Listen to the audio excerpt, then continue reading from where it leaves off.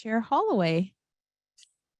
Hey, good morning, everybody. Welcome to the California Commission on Disability Access. Our full board meeting is now called to order, and it is Wednesday, January 25th, 2023. And Abby, would you please begin housekeeping? Thank you, Vice Chair Commissioner Holloway.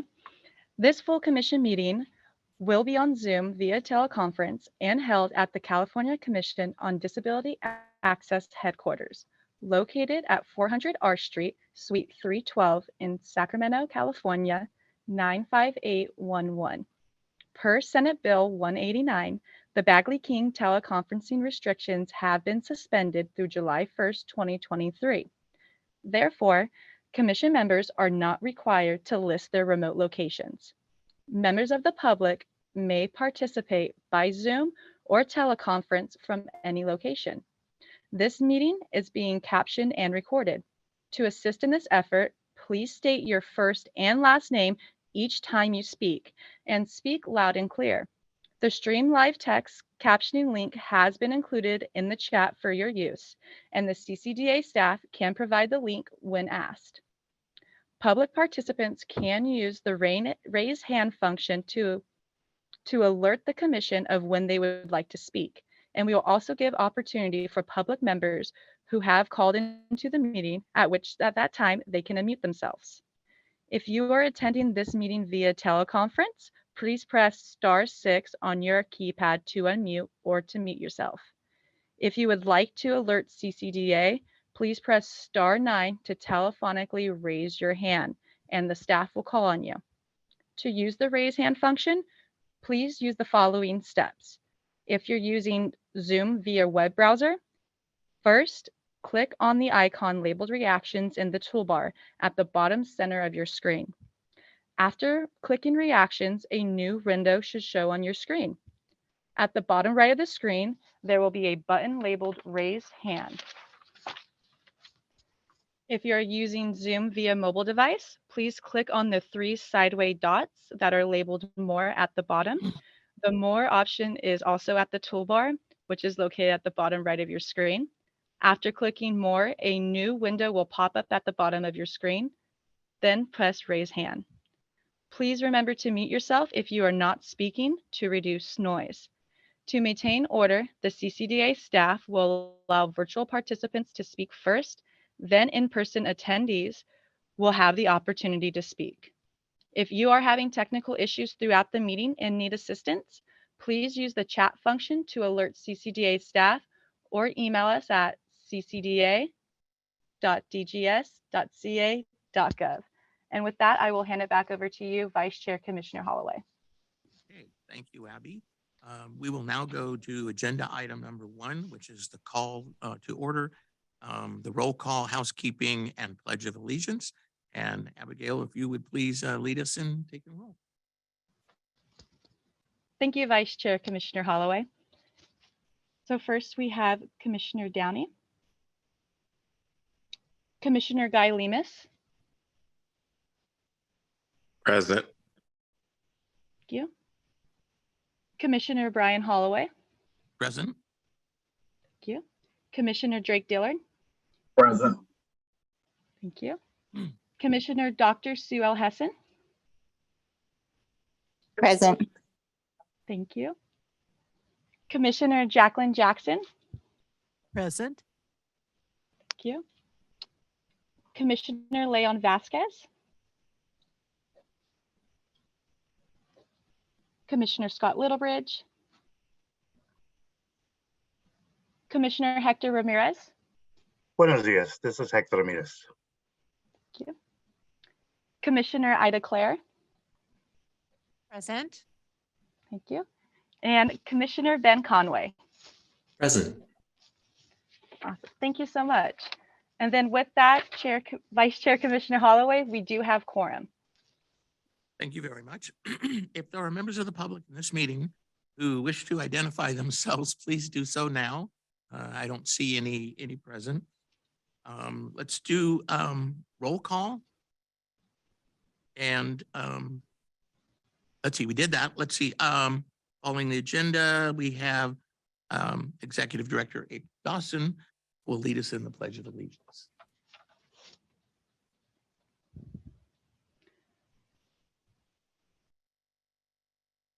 Thank you. Thank you, Vice Chair Holloway. I am going to put my hand over my heart and I am going to turn around to my right, and there is an American flag to my right, and I will lead us in the Pledge of Allegiance. I pledge allegiance to the flag of the United States of America and to the republic for which it stands, one nation, under God, indivisible, with liberty and justice for all. And at this time, I will turn it back to Vice Chair Commissioner Holloway to finalize the public comment of virtual members. Leading us in that, Director Dawson. Let's see. I think the next item would be, let's see, we did housekeeping, right? Yes. I think before we go to approval of the minutes, I suggest we ask if there's any members of the public attending virtually, if they'd like to identify themselves. I forgot to do that. Yes. That's okay. So anyone online who would like to identify themselves, please let us know. Do we have Vice Chair anybody Commissioner- online? Vice Chair Commissioner Holloway, this is Abigail. We do have a hand raised in the chat from a public member that would like to identify themselves. Terrific. Please do so. Hello, this is Zinat Hassan, she, her pronouns. I'm a staff attorney at Disability Rights California, and I'm a member of the CCDA Education and Outreach Committee. Thank you. Right. Thank you. Welcome. Vice Chair Commissioner Holloway, we have another hand raised in the chat. Okay. Please identify yourself. Thank you. My name is Sarah Ann Shapiro. My pronouns are she and her. And I have applied to join you and look forward to seeing the business of this commission. Thank you and welcome. Do we have anyone else? At this time, I would like to recognize the DGS staff that we have joining us today. We have Karina Roy, our legislative consultant, and then we also have our attorney, Cameron Kazi, as well. Great. Thank you for joining us and welcome. Thank you. And then we also have one of our new legislative committee members that is joining us today as well. Terrific. Okay. Let's move on to item number 2, which is approval of the October 26, 2022 meeting minutes. Has everybody had a chance to look at the meeting minutes? And I'd like to hear if there were any questions or changes or corrections to the minutes. And if not, then I would appreciate a motion to approve. Are there any additions, corrections, changes to the minutes from anyone in person or online? This is Commissioner Drake Dillard. I'd like to make a motion for approval. Thank you very much. We have a motion. Do we have a second? We have a second as well. Any further discussion on the minutes, either in person or online? Vice Chair, this is your reporter. Who seconded, please? I declare. Commissioner, I declare. Thank you. Okay. Abigail, would you like to call the roll? Certainly. First off, we have immediate past chair Commissioner Lemus. I'm sorry, I thought we did roll. Present. Oh, sorry, we are doing a roll call vote on the agenda item to approve the last meeting minutes from October 26, 2022. Approved. Thank you. Commissioner Dr. El Hassan. Aye. Commissioner Jackson. Aye. Commissioner Ramirez. I'm going to abstain. I wasn't there. Commissioner Holloway. Aye. Commissioner Clare. Aye. And then Commissioner Conway. Oh, I was not there. And I'm sorry, as a matter of order, I'm not certain that I'm a voting member. That is correct. I was just going through roll call just so y'all are included on it. Oh, okay, thank you. Yeah, no worries at all. So with that, we have the A's are in favor of it and the motion passes. And I'll go ahead and give it back to you, Commissioner Holloway. Thank you very much. Okay, are there any other comments on this particular item? If not, do we have any comments on this from the people present? None appearing. How about from anybody online? Any comments on this? Vice Chair Commissioner Holloway, there appears to be no indication in the chat of anyone that would like to speak on the item. Okay, thank you very much. Let's see, item number 4 is CCDA's new Vice Chair, Brian Holloway. Did I skip one?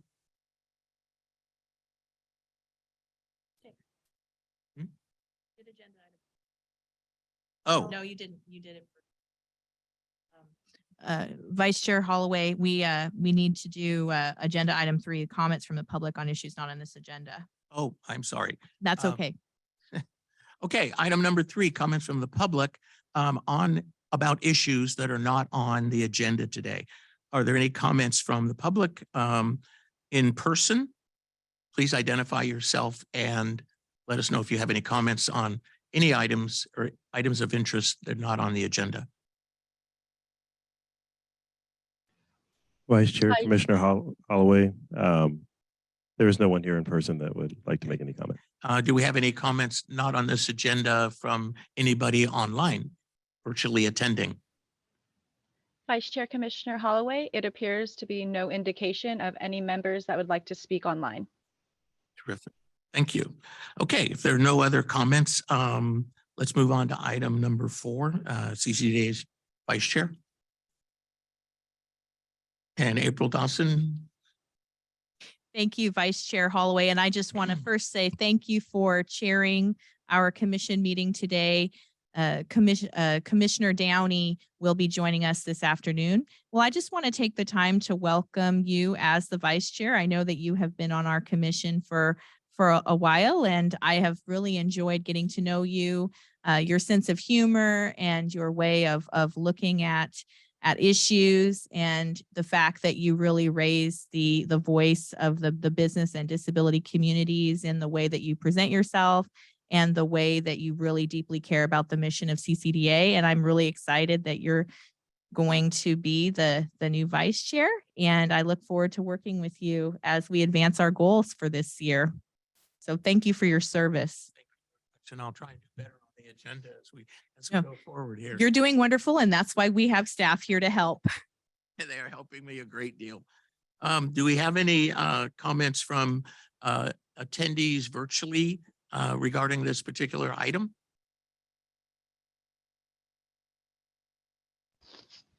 Vice Chair Commissioner Holloway, there appears to be no indication of anyone virtually that would like to speak on this agenda item. Hey, do we have any comments on this agenda item from anybody in person? Commissioner Brian Holloway, Phil McFall wants to say welcome. Other than that, no one else in the All right. gallery here.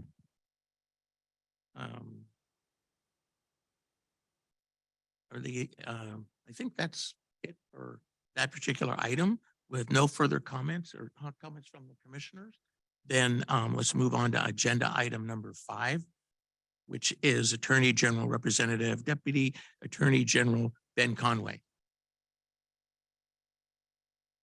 And just one thing I would like to say is I'd like to welcome Mr. Conway to the CCDA family, and we're thrilled that you're able to join us. And I hope you have as much fun and hard work as we have in the past. So welcome to CCDA.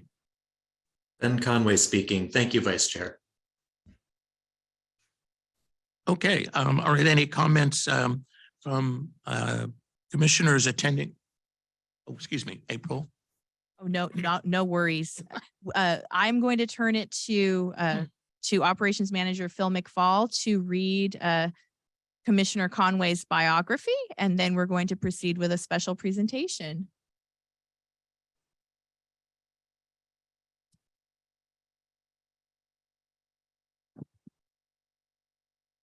Okay, I'm having problems with the camera, so I'm going to come up to the front so everybody can see me in front. So I'm going to read a little bit about Commissioner Ben Conway. Ben Conway, his pronouns are he, him. Los Angeles County is a Deputy Attorney General with the California Department of Justice Civil Rights Enforcement Section. The section conducts civil rights investigations and prosecutes civil actions on behalf of the Attorney General to enforce civil rights statutes, including disability rights laws, excuse me. Ben previously worked for 16 years in various nonprofit law firms in Los Angeles addressing the rights of people with disabilities, including special education, regional center services, and accessibility under Title II and Title III of the Americans with Disabilities Act. He has bipolar disorder and self-identifies as a person with a disability. He's a proud parent of 2 young children. He earned his undergraduate degree at the University of Michigan, Ann Arbor, and his Juris Doctorate at the University of Southern California Gould School of Law. Ben is the Attorney General's representative on the commission. And welcome, Ben. Thank you, Phil. This is April.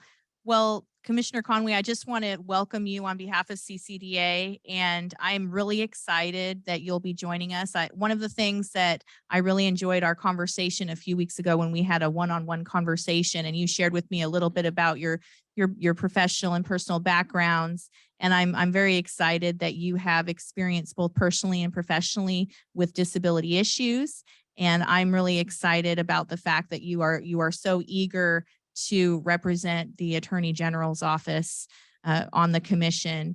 And one of the things that I thought was really wonderful is that you made a point to tell me that you volunteered, that you expressly expressed an interest to be on this commission. And I thank you for your service. And so with that, I would like to administer your oath. I'm very proud to do that. So if you would please raise your right hand and repeat after me.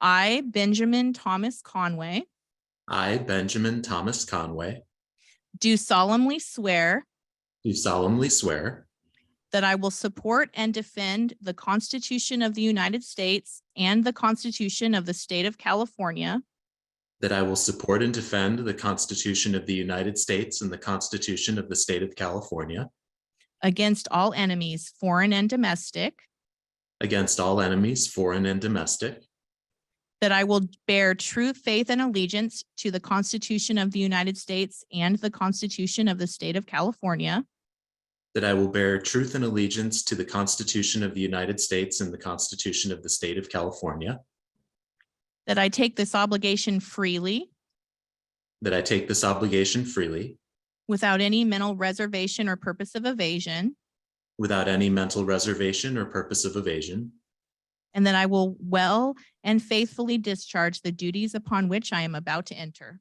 and that I will well and faithfully discharge the duties that I am about to enter. Congratulations and welcome to CCDA.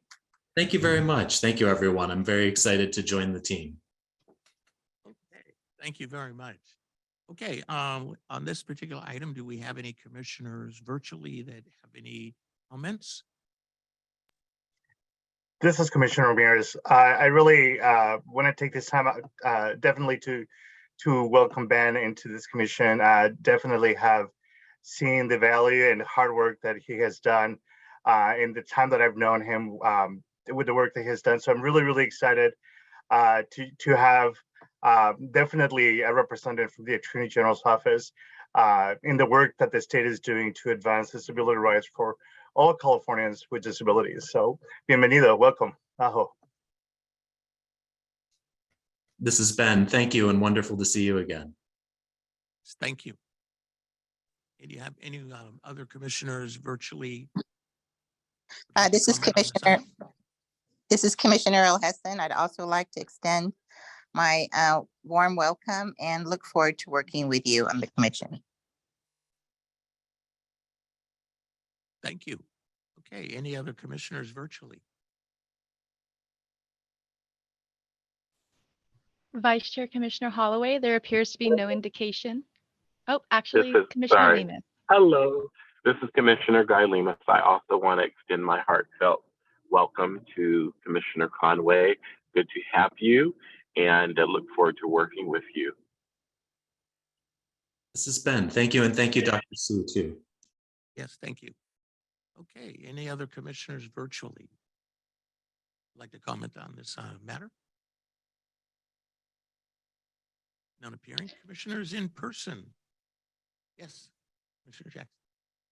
I would like to welcome you to the commission, and as a member of the legislative committee, I look forward to our interactions and how we are going to make things better for those citizens and residents of California.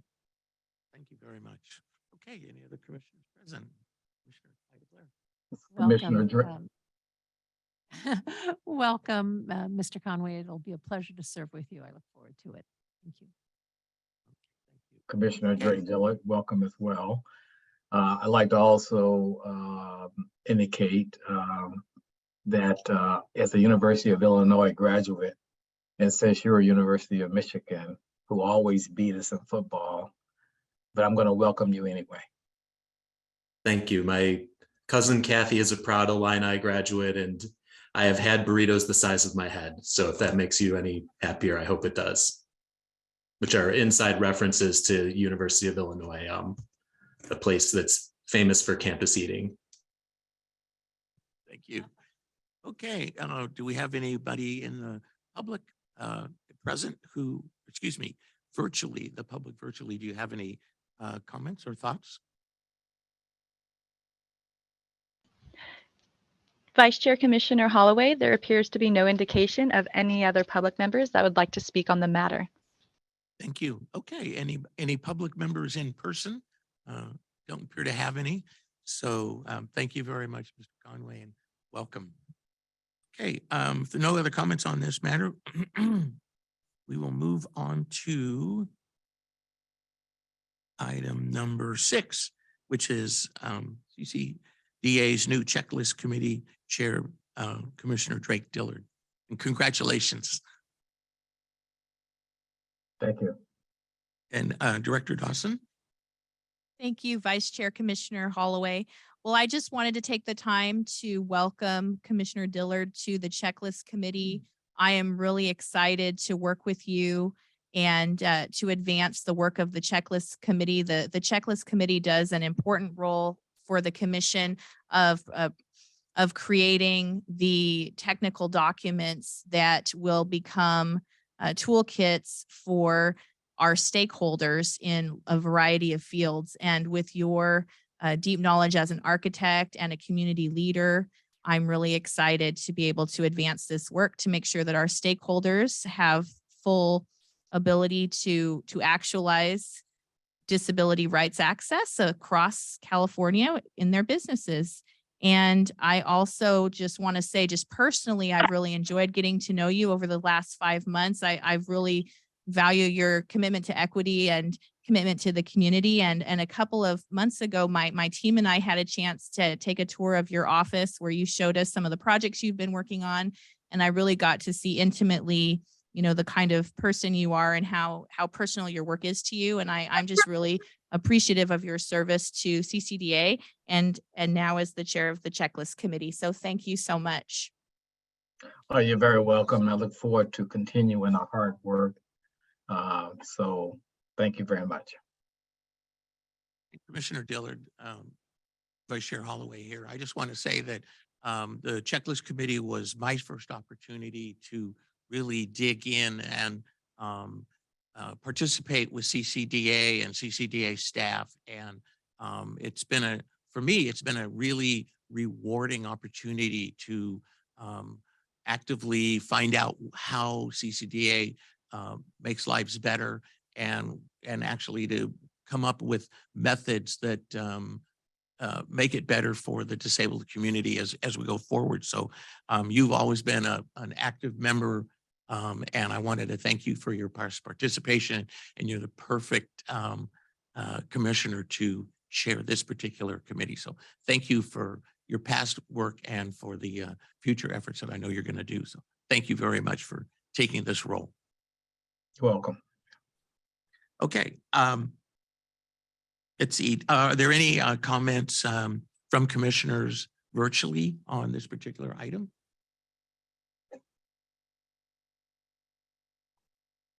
Vice Chair Commissioner Holloway, there appears to be no indication of any commissioners that would like to speak on this item virtually. Hey, Any commissioners present would have any comments? None appearing. Our members of the public who are attending virtually, are there any comments? Vice Chair Commissioner Holloway, there appears to be no indication of any commissioner or any participants that would like to speak at this time. Either publicly or, Public or, excuse me, right. or virtually. Correct. Perfect. Okay. No further comments.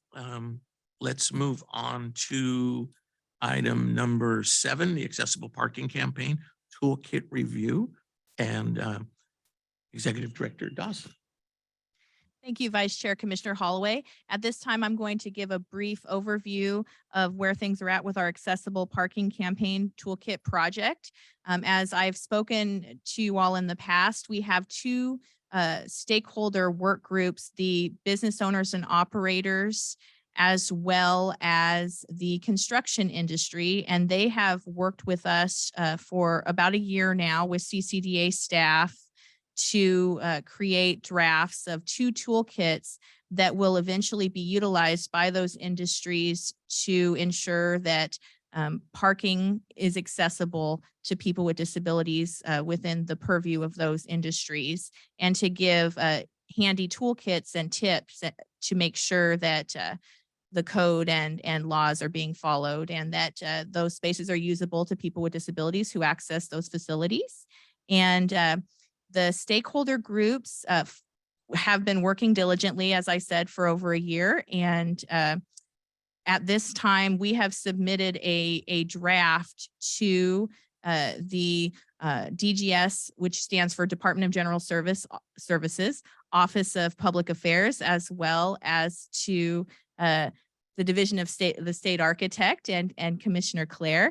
And we have received feedback on those drafts from Commissioner Clare, as well as from the Office of Public Affairs at DGS. And so at this time, we are going through a staff internal review process where we're going to be integrating those edits into the toolkits, and the stakeholder groups will be meeting again in mid-February, and we'll also be working with Commissioner Clare and her team on finalizing the document.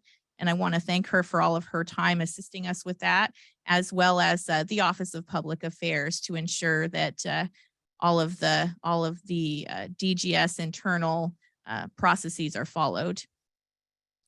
And if there are any questions, I'm happy to take them. Thank you so much. And I also want to thank everyone who has been diligently working on this project. And I'm really looking forward to getting to the outreach phase as soon as the document is finalized. Okay, thank you very much. Okay, do we have any questions on this item from commissioners who are attending virtually? Vice Chair Commissioner Holloway, there appears to be no indication of any commissioners attending virtually that would like to comment on this agenda item. Okay, commissioners in person. Any questions? None appearing. From our members of the public attending virtually, any thoughts or comments? Vice Chair Commissioner Holloway, there appears to be no indication from any public members that would like to comment on this item. Or public members present. Or present.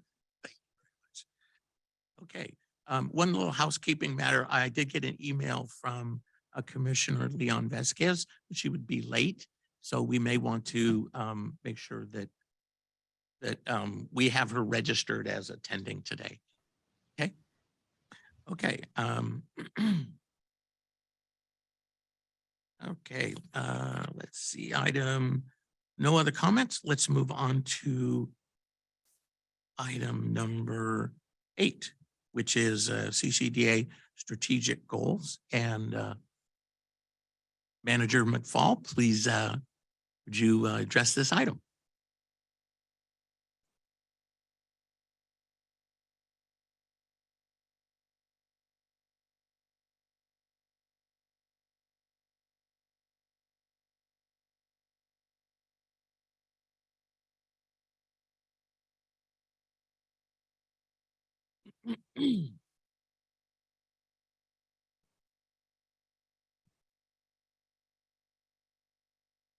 Test. Thank you, Vice Chair Commissioner Holloway. My apologies for the technology. I am Operations Manager Phil McFall, and I am here, CCDA Operations Manager Phil McFall, and I'm here today to talk about our strategic goals. One of them is going to be new, and one of them you just heard a lot about. So the first one I want to talk to you today about is a data migration that we have done. I just wanted to do an update. The data migration has been completed. We did complete that in December of 2022. So that was last month. We were able to completely upload the files that were still remaining. And those we had some still outstanding towards the end of the year, which were some from 2016 and 2018. So those have been successfully updated. And so that portion of the strategic goal has been complete, the data migration portion.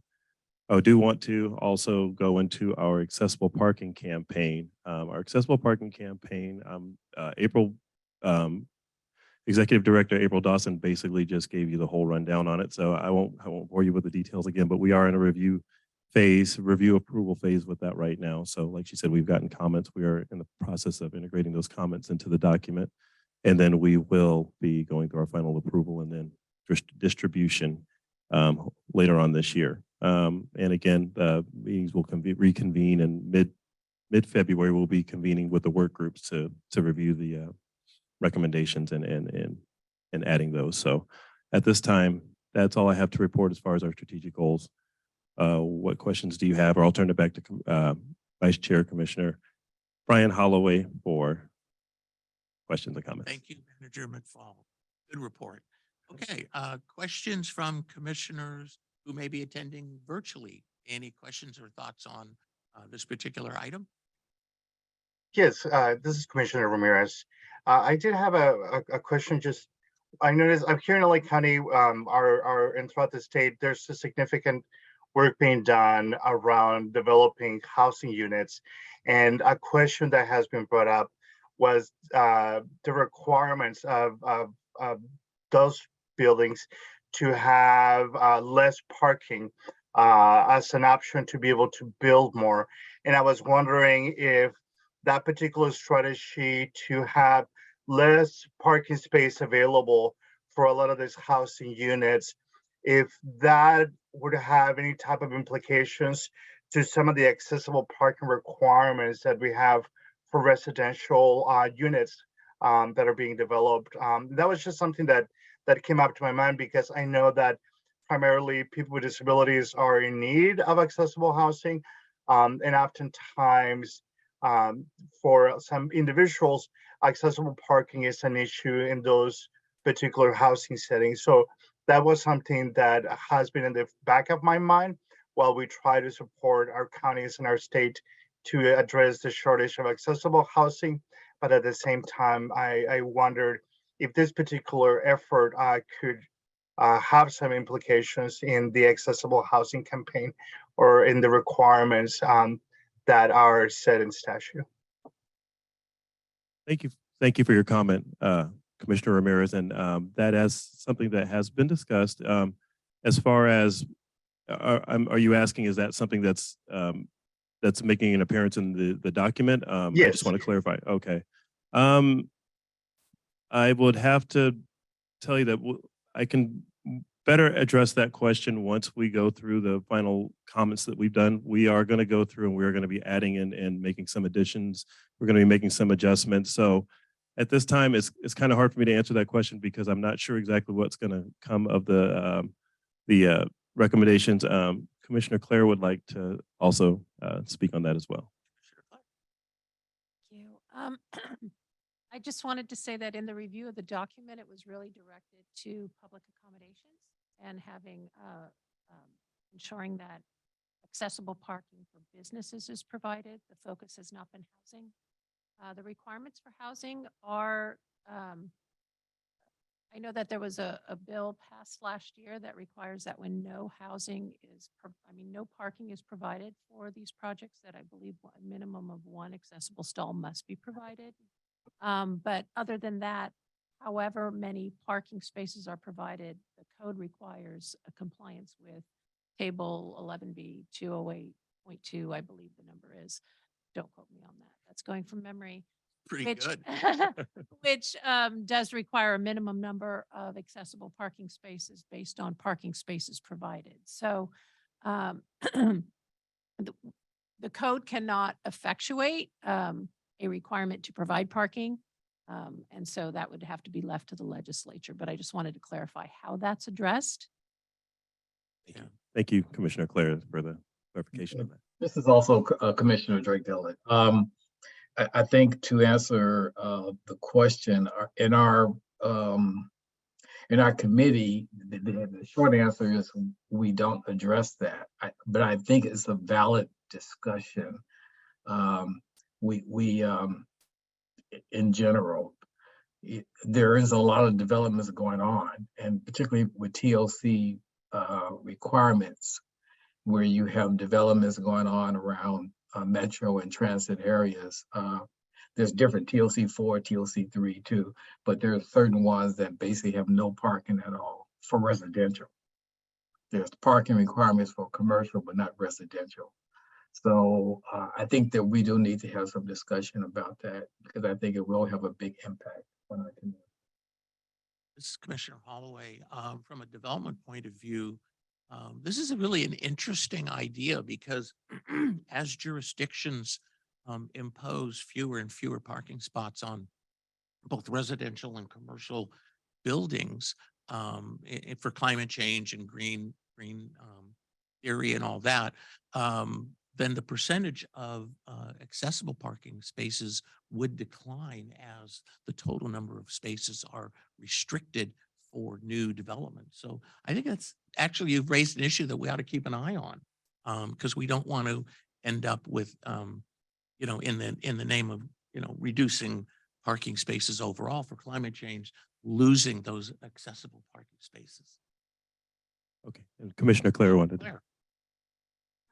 Just wanted to also remind parking allocation requirements are usually in individual city zoning code requirements. So This is the reporter. I cannot hear you. Commissioner, so you will not be recorded. Please speak to the mic. Thank you.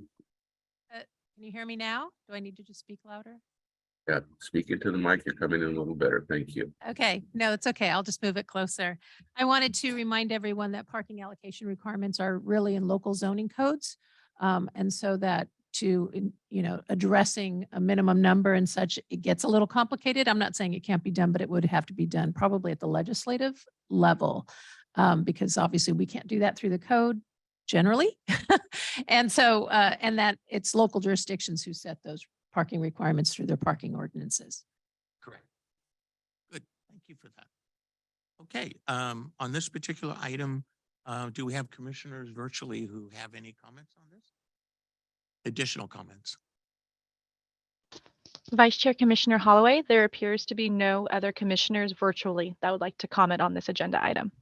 Thank you. Commissioners present, any comments? None appearing. Public members attending virtually, any comments or thoughts on this particular item? Vice Chair Commissioner Holloway, there appears to be no public members attending virtually that would like to comment on this agenda item. All right, and public members, we appear to have no public members in attendance, so thank you for that. Without any further discussion, let's move on to item number 9, committee's focus for 2023, and Director Dawson. Thank you, Vice Chair Commissioner Holloway. This is Director April Dawson. And what we have on the screen is a projection document that I will be going over verbally. There are no images. It is a black and white projection document, and the title is CCDA Standing Committees 2023 Proposed Projects. And I'd just like to begin by saying that I'm really excited about all of the work that the CCDA's committees will be working on this year. I'm so excited to be working with the chairs of each committee, as well as the members and the stakeholders that also join the committee from a variety of business and disability lenses. And really the commission, after the commission sets the strategic and governance agenda of CCDA, the committees and the staff are really tasked with putting those dreams to life with specific projects. And so what I'm going to be doing is I'm going to be sharing a little bit about what each committee does, since we do have some new members and new members who will be joining us soon, who are in attendance today, as well as sharing some of the high level work that the committees will be working on. And of course, that will also be finalized with the chairs and the members of the committees during the first committee meetings in February and March of 2023, when the committees start meeting again in 2023. And so, as many of you know, the first committee I'll talk about is the Executive Committee. And the Executive Committee was created to discuss and act on operational and management level topics regarding the commission. So in addition to being the Executive Committee and having the chair and vice chair, as well as the chairs of each committee, and also a representative, 2 representatives from our ex officio legislative members. They also will be embarking on a review of CCDA's bylaws and recommending revisions to the full commission. And I'll be talking about that project a little bit later in the meeting today. We also have our Legislative Committee, and the Legislative Committee was created to discuss disability access related legislation and policy matters. And after speaking with the Legislative Committee Chair, Commissioner Lillibridge, as well as the committee members, in coordination with the Department of General Services Legislative Affairs Unit with Karina and her team and myself, we are exploring mechanisms to provide technical assistance and subject matter expertise to the legislature on issues related to disability access and compliance. And we will also continue to be tracking legislation related to CCDA's mission in the Legislative Committee in 2023. So very, very excited to be working on that this year with everyone. And I'm excited that we have some new Legislative Committee members as well. On the Checklist Committee, the purpose of the Checklist Committee is to work on technical documents and special projects related to the commission, so such as our accessible parking campaign and our accessible dining campaign that we did last year, as an example. And so this year, the focus of the Checklist Committee will be monitoring the outreach phase of the accessible parking campaign once the toolkits are finalized, and make recommendations on how the outreach phase should be targeted. We are also going to be working on developing website accessibility toolkits for businesses and recommending additional toolkits, one-pagers, or technical documents targeted to our stakeholders. So it's going to be a wonderful opportunity for us to look at who we are needing to reach out to and what the gaps are in the knowledge and how we can develop materials geared toward those stakeholder groups. The Education and Outreach Committee was created to discuss and advise on education and outreach topics for the business and disability communities. And so this year, the projects will include monitoring the effectiveness of CCDA's outreach plans and make recommendations, and developing educational modules on disability access for use on social media. And we also, in our bylaws, we also have a research committee, which is currently inactive, and it was created to advise CCDA on data collection and methods for interpreting data. And right now that committee is not active. And so with that, I will turn it back to Vice Chair Commissioner Holloway for any questions or comments on the proposed projects of each committee. Thank you, Director Dawson. Good report. Thank you. Good reminder. Okay, questions from commissioners attending virtually. This is Commissioner Elhassan. I have a question on some of our inactive committees. And I think one of them I thought was interesting that would support was the research committee. So what does it take to reactivate it, and what degree of importance does the commission have to recognize it and to have it move forward? That's for April Dawson's Thank question. you. Thank you. Thank you, Commissioner Dr. Elhassan. Well, I am actually going to be meeting with Chair Commissioner Downey to talk about the committees and get a little bit more context about the research committee and why it might be inactive. My understanding is that it had some specific projects that are no longer in place, but I think one of your question is really timely because we're going to be talking about looking at the bylaws, and I think if the commission finds a committee to be important. It can add that to the bylaws and make it a standing committee. The chair, that actually happens through the chair. According to our bylaws, the chair sets up committees. And so we're going to be reviewing our processes this year and looking at the ones that are working and ones that need to be clarified, as well as looking at our committees and its work and deciding what processes related to committees need to be clarified. So if there are commissioners that find value in committees that are no longer active, we can explore ways to reactivate those through our processes that we have in place. And you'll have an opportunity to use your voice to do that. Thank you, Director. Okay, great. Thank you. Okay, any other commissioners virtually attending? Comments?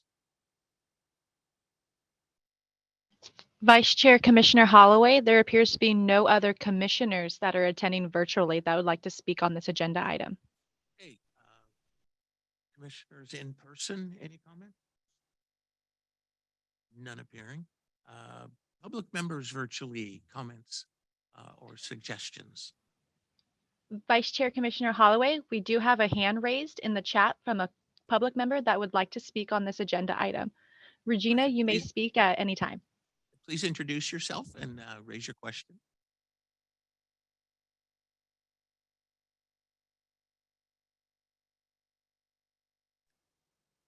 Okay, I apologize for the delay in finding the unmute button. But I was going to speak on the committee that's working on web accessibility. I am myself totally blind, and I belong to an organization called the California Council of the Blind, and we are very concerned with this aspect. And I would first, I want to thank the commission for tackling this. It's overdue, because clarifications for businesses are so important. And there are new technologies that have been developed that will tell businesses that they can subscribe to a service, and they put a little link on it that is supposed to make the website accessible. It doesn't do the job, but the people think that they have, the businesses think they have satisfied the accessibility guidelines. And these are of extreme concern, because it causes a misunderstanding between our community and the business community. And of course, we're not the only people that need accessibility on websites. There are other people that also require certain things, but people that are blind or have low vision really do need this guideline to help businesses meet accessibility standards. There are so many things that are concern the web, and they want you to do everything on it, and a lot of things are inaccessible to us because we just can't operate the website at the level that everyone else operates it. So thank you for giving me time to speak on this. Thank you very much for bringing that forward. Very important issue. Appreciate that. Commissioner or Director Dawson, any thoughts on Thank you. Thank you. Excuse me, Vice Chair. This is John, the reporter. Could you speak a little bit more directly into your mic, because I'm having trouble picking you up? Thank you. Thank you. This is Executive Director Dawson. I just want to thank the speaker for your comments, and I will take them back to our staff as we work to develop the website accessibility toolkit with our stakeholders. Thank you. Okay, let's see. We have public members virtually. Any other comments from those attending virtually in the public? Vice Chair Commissioner Holloway, there appears to be no other attendees virtually that would like to speak on the matter. And we don't have any members of the public in person. So unless there's any further questions, I'd like to move on to agenda item number 10, presentation of the Bagley-Keene Open Meeting Act, Robert's Rules of Order, and CCDA bylaws. And Operations Manager McFall.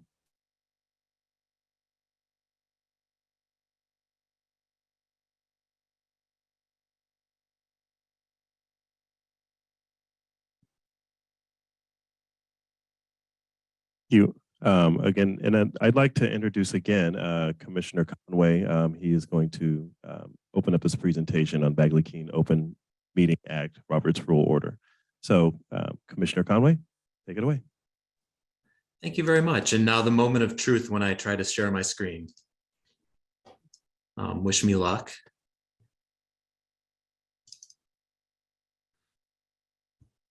All right, why are we not presenting? Sorry, I have one moment here. I'm having a technical difficulty on my edge due to my own infamiliarity with the newest Microsoft PowerPoint. Insert view. Oh my gosh. There we go. Okay.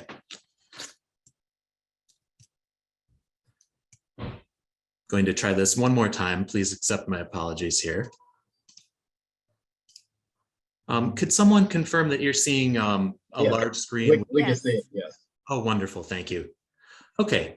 My name is Ben Conway. My pronouns are he, him. For those of us who are joining us just telephonically, I'm a white male, about 6'1" or so I claim, wearing a black suit with a blue shirt and a red tie. I have brown hair and a beard. And today I'm going to be talking to you first about the Bagley-Keene Open Meeting Act. And excellent. Okay, so the things that we want to go over today are the purpose and application to state bodies like CCDA, what is a meeting under the Act, what is not a meeting under the Act, scheduling and conducting a public meeting, closed sessions, summary, and key points. And for folks who aren't with the video, there's only one image in this slide and I'll describe it when we get there. Otherwise, I'm just going to be reading from my notes and the text that's on the screen. And we will circulate these. I assume I'll get them back to April and Abigail. So the purpose of the Open Meeting Act is to promote open consensus and building a model of public decision makings. And we want to ensure that the public has a seat at the table. This is just one of the foundations of American democracy, is that the public is able to participate in governmental and quasi-governmental actions like what we do. So what is a meeting? A meeting is a gathering or communication, and I'm going to go through all of these 4 points and then circle back, between a majority of members to hear, discuss, or deliberate on task force on CCDA issues that includes all phases of decision-making. So a gathering or communication, I want to highlight this one because one of the most common ways that entities accidentally go awry of Bagley-Keene is with emails, and especially emails that include everybody or eventually include everybody. So it's really important that a meeting is not just what we're doing today, where a quorum of us is together in this meeting, but it also includes when we're communicating about things as a group. That second point, between a majority of the members. And my understanding of that is it's a majority of the voting members need to be a part of a communication for it to count as a meeting. To hear, discuss, or deliberate. We'll talk about exceptions in just a moment, but if we're not there to hear, discuss, or deliberate, it's not a meeting within the Bagley-Keene Act. And then includes all phases of decision-making. We're going to go over in the second half of this presentation, Robert's Rules of Order. And so we'll talk about the phases of decision-making. So what is not a meeting? Well, one example is clarifying the task force's jurisdiction. If you just want to know, hey, can the task force do this? Or the CCDA, can CCDA do this or can they not do that? Conversations to facilitate, I'm sorry, I'm slipping up. I will be frank with everyone that I have a sick child in the home that has affected my preparation for this. So I sincerely apologize. We These understand. discussions You're that doing should, great. so clarifying the task force's jurisdiction. These are things that we should not be talking about outside of an open meeting. Conversations to facilitate the agreement or compromise. When we want to reach agreement on something, we should be doing that in open meetings. Conversations that advance the resolution of an issue in any aspect of the deliberative process. In the deliberative process, that's what we're going to go through. I've already seen examples of it today of Robert's Rules in process here. So serial communications. This applies to all forms of communication, but what is a serial communication? This is what I talked about a moment ago when I previewed emails as being a danger area for public bodies, is chains of emails where maybe initially it's just me and I'll pick on Vice Chair Holloway since he's been so generous as to serve as the chair today. Maybe it just starts out with the two of us. It's not yet a majority of members, but eventually it includes more and more people until a majority of people have been on the email chain. Arguably, that is a serial communication it's referred to, and that's impermissible. It's not okay for us to do. It also includes if you're using your personal intermediaries or commissioners, whether it's your intermediaries or commissioners themselves. So I know we have members who are in the Senate and Assembly. They may have a chief of staff on an issue. They cannot use their chief of staff to kind of sidestep a serial communication.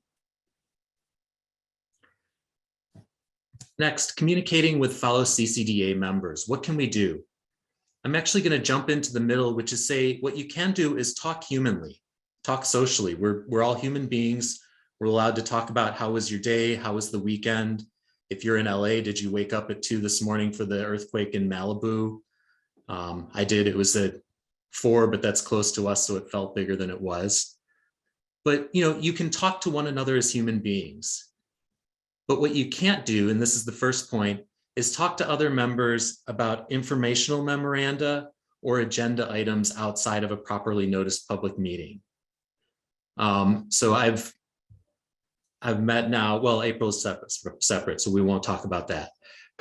The third point is we may attend conferences or similar open public events of general interest, provided we're not there to discuss task force members amongst ourselves. So especially with a large group of you being in Sacramento, there may be things in Sacramento that affect the community.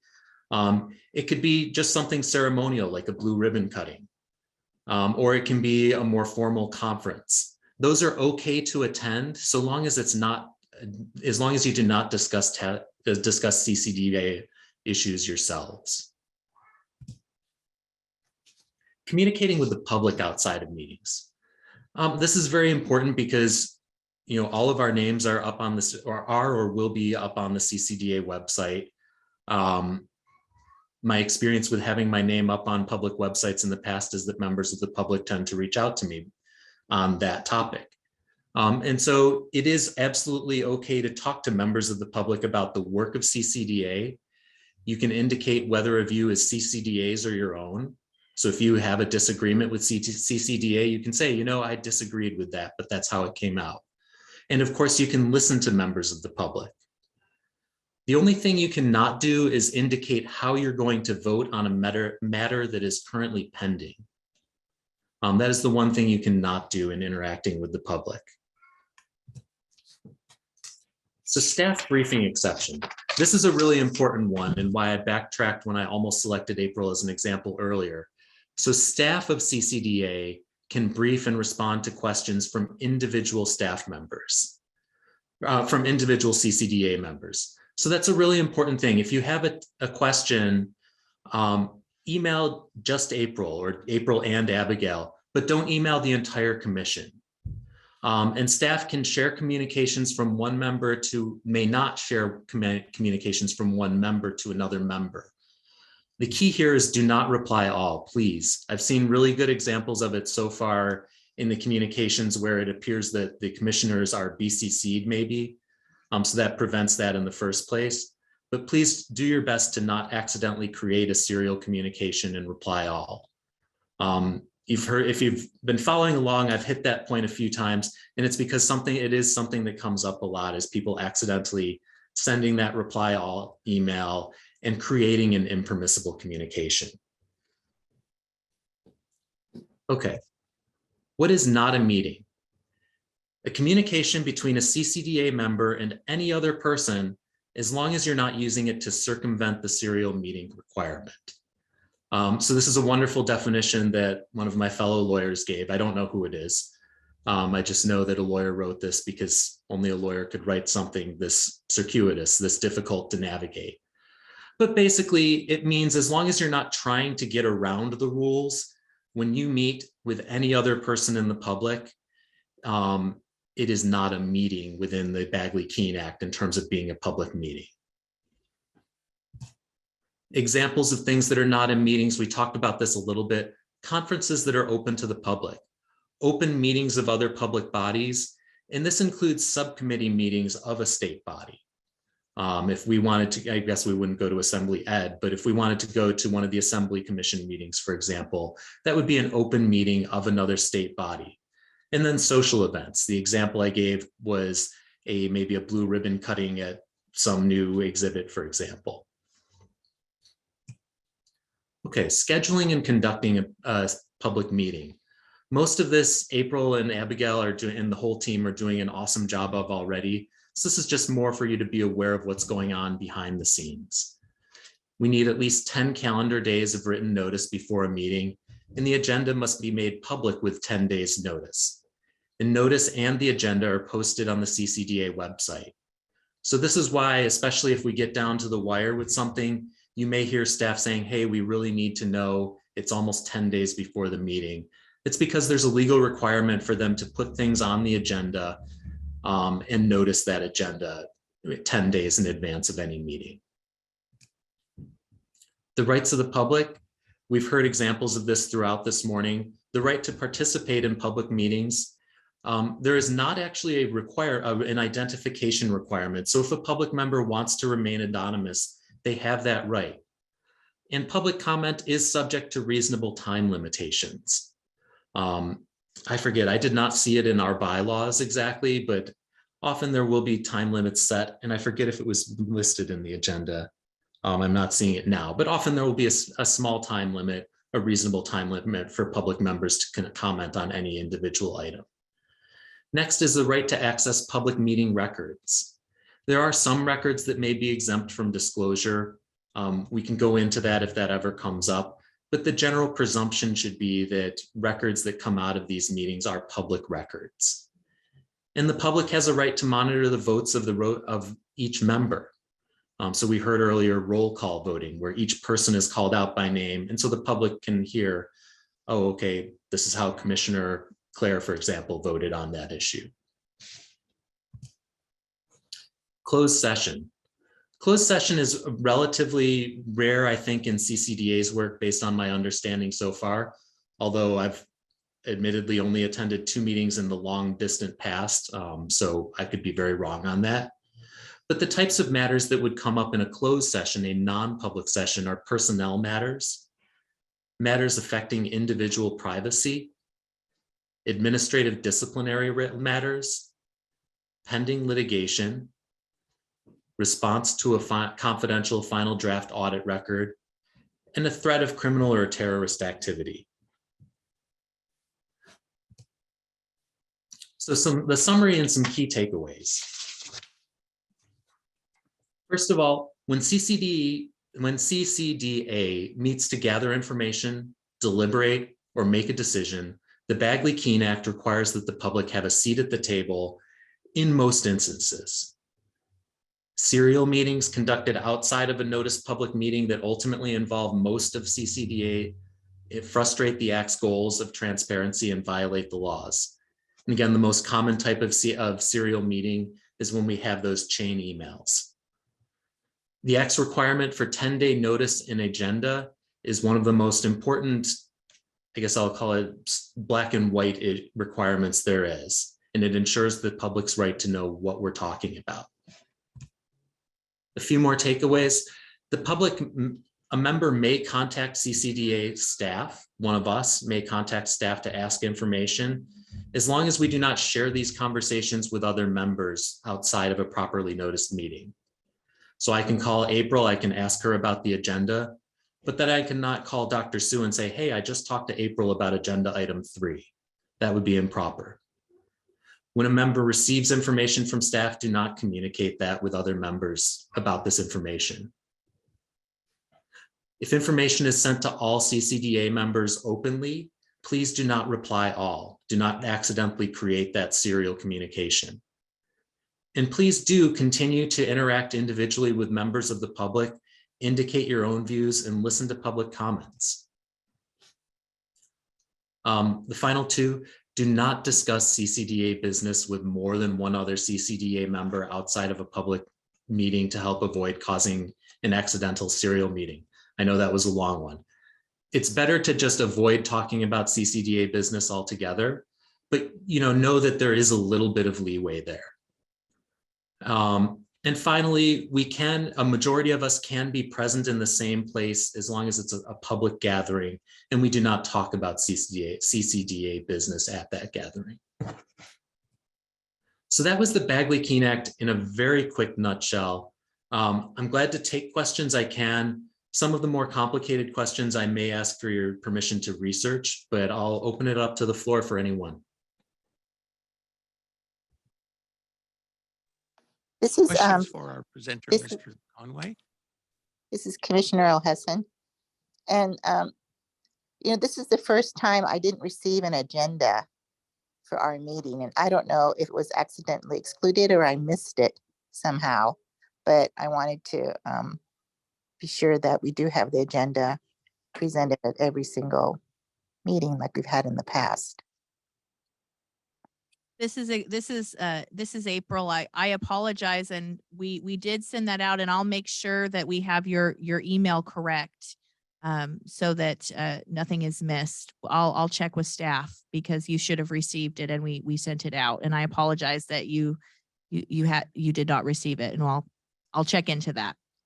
It wasn't with the materials that was sent out for this meeting, was it? Because it wasn't in the materials that I had. I think I can help. I was late getting you're talking about the PowerPoint itself, correct? No, I'm talking about the agenda for our meeting. So I wanted to clarify based on your presentation how important the agenda is. To distribute, I'll step back to our commissioners. So that was my comment and question, because it wasn't in the materials presented. So I was wondering if it was sent separately. No, it was in the material. I received mine. This is Commissioner Drake Dillard. Okay, somehow I didn't get one. So yeah, okay. And I'd appreciate it. Thank you.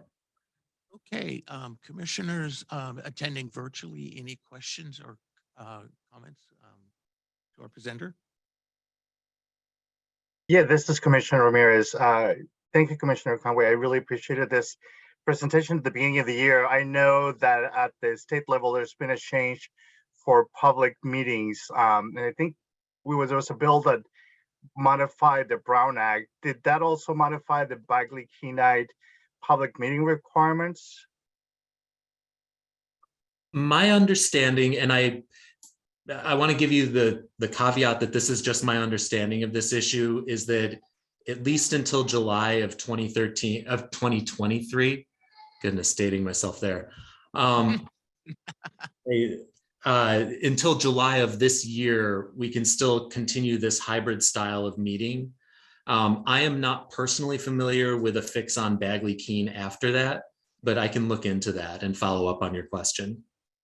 Thank you. This is Commissioner Ramirez, because I had a question particularly to the public comment section, which in this particular setting, towards the end, you mentioned that the Bagley-Keene requires that people have a seat at the table.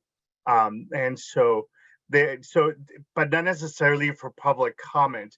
So when it says a seat at the table, is it just, for example, to witness the business that is being taking place, but that there's no actual specification that the public have an opportunity to offer public comment? Is that perhaps the understanding? It's an excellent question, Commissioner Ramirez. Thank you. My recollection is that the act itself requires the opportunity for comment, but I do want to look into that before I give a definitive answer on it. Thank you so much. No. Okay, other commissioners attending virtually, questions for our presenter? Vice Chair Commissioner. Oh, please go ahead, Dr. Sue. Sorry about that. I didn't mean to cut you off, Abigail. I also wanted to mention that what about social media and responding? Because I read somewhere about the Brown Act that you cannot respond. It also includes serial responses. If someone posts something and you respond and then another person responds, does that also constitute as a serial meeting? Or how's that looked upon in regards to social media? Yeah, my understanding is that could, because the posts on social media would be, in my understanding, would be considered communications. So especially if we were, if a majority of us were all in the same social network, I'll date myself again because I don't use the stuff like Facebook, I think is still active. It might have a new name. But if we were all in the same Facebook group and somebody posted, that could be a communication among the group of us. So I'd say use the same caution with social media as one would with email. Great, thank you. And again, I appreciate your presentation. It was clearly presented, and I serve on other commission and boards, so it was very helpful. Thank you so much. Thank you. Okay, other commissioners attending virtually, comments or questions? Vice Chair Commissioner Holloway, there appears to be no other commissioners that would like to speak on this agenda item at the time. Okay, commissioners attending today, any other questions or comments? Commissioners here? Okay, none appearing.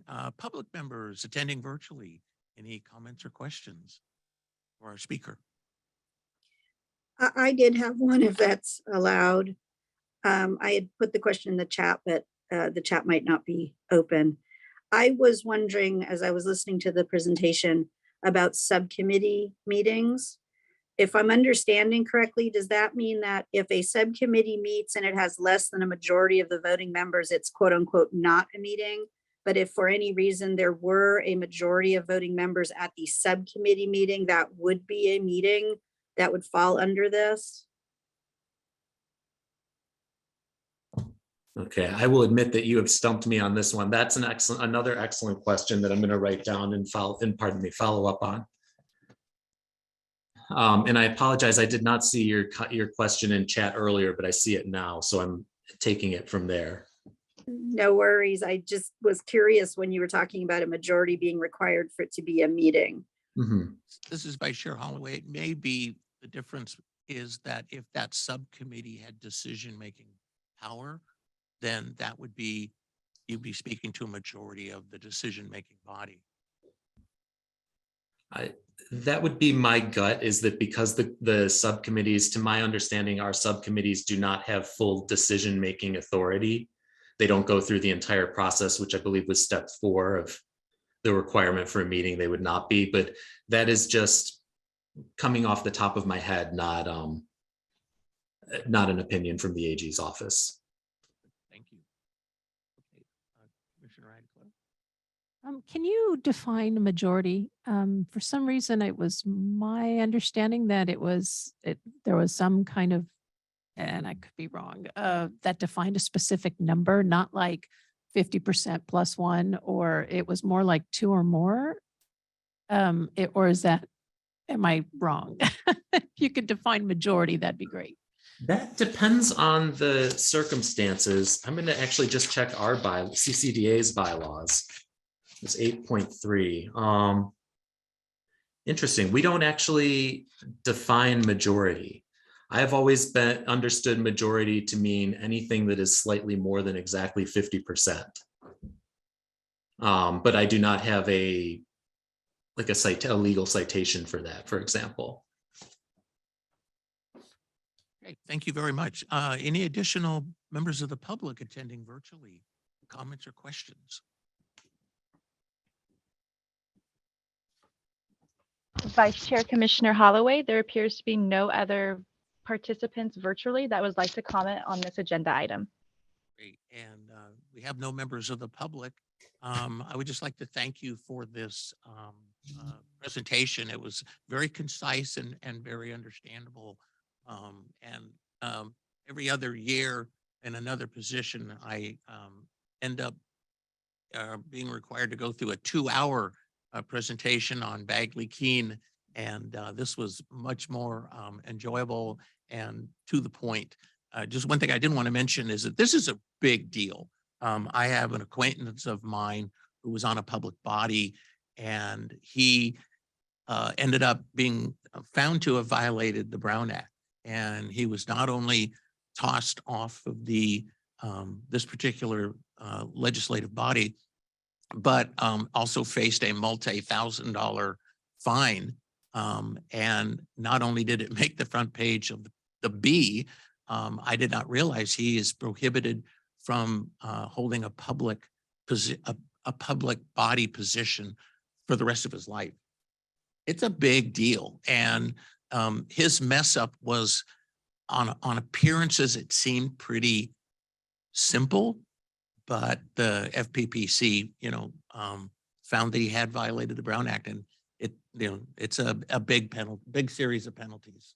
So, and if you're familiar with Sacramento, you know that there are other public bodies that have encountered the same issue with much dire financial consequences. So, thank you very much for this. It's really, really, really important, very timely. Okay. Thank you. I believe Vice Chair Dawson, I now get to follow up with more training for you all as part of agenda item 10. Thank you. Okay, moving on, I'd like to go to our second presenter, our Executive Director, April Dawson. Thanks. Thank you, Vice Chair Commissioner Holloway. And I would like to first thank, I would like to thank Commissioner Conway. Commissioner Conway, are you wanting to continue with your presentation? I'm sorry. I was going to do the get piece on Robert's rules. I made a mistake. I apologize. I thought April was going to do that. So please proceed. Thank you. And my apologies to the interpreters. I was talking over folks there, which I know makes your job impossible. So Robert's Rules of Order, this will be very quick. This slide has the only image in the PowerPoint. It's just a picture of the front cover, or I guess it's the ebook cover of Robert's Rules of Order. And what Robert's Rules of Order is, it's just a system of order for, oh my goodness, for deliberative bodies. So some basic definitions to understand with Robert's Rules are, first of all, a motion. Now I have a fly buzzing me. This is just not my day, apparently. A formal proposal by a voting member to bring an action, a subject before the group for consideration and action. So I move that. We heard that this morning. I move that the minutes be taken for consideration. A second is a statement by a voting member who agrees with another member's motion should be considered. And it's just, I second or I second that motion. Amendment is the process of changing a motion before it's voted on. You can add words, you can delete words, or you can substitute the entire paragraphs or resolutions. The rules actually go into a lot more detail than this, but that's basically what you can do with an amendment. Quorum is the minimum number of voting members needed to conduct business. Under CCDA bylaw 8.3, it's a majority of voting members. We don't actually, at least in glancing at it a moment ago, we don't actually define what that majority means, beyond that it's a majority of the voting members. And then the presiding officer or chair is the person who facilitates the meeting.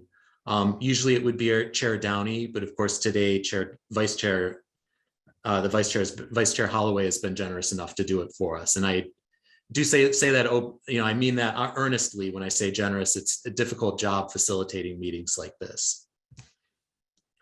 The role of a presiding officer, first of all, is to remain impartial during debate. And if we're truly following Robert's rules, the chair actually can relinquish their chair for the remainder of a discussion in order for the right to participate in the debate. But otherwise, it's generally considered that the chair remains impartial. They vote only to create or break a tie, unless it's a vote by ballot. They can introduce business in an orderly manner per the agenda. They keep the meeting flowing. They recognize speakers formally. They determine whether motions are in order. They generally maintain order. And then they put motions to a vote and announce results. The chair is really a facilitator. This is the anatomy of a motion, which is the most common thing. We'll get over what is and is not in a motion, but it's Just about anything can be a motion. First, a voting member will take the floor by being recognized by the chair. That voting member will make the motion. I move that, something. Another voting member makes a second for the motion for consideration. I second that. And if the motion is in order, the chair restates it and opens it for discussion. The original person who moved the motion is the first person to speak. And then discussion goes on in an orderly manner, one person at a time, with the chair recognizing people from there. Debatable secondary motions can be debated with the main motion. We're not going to go into definitions of these terms, but they are in the rules.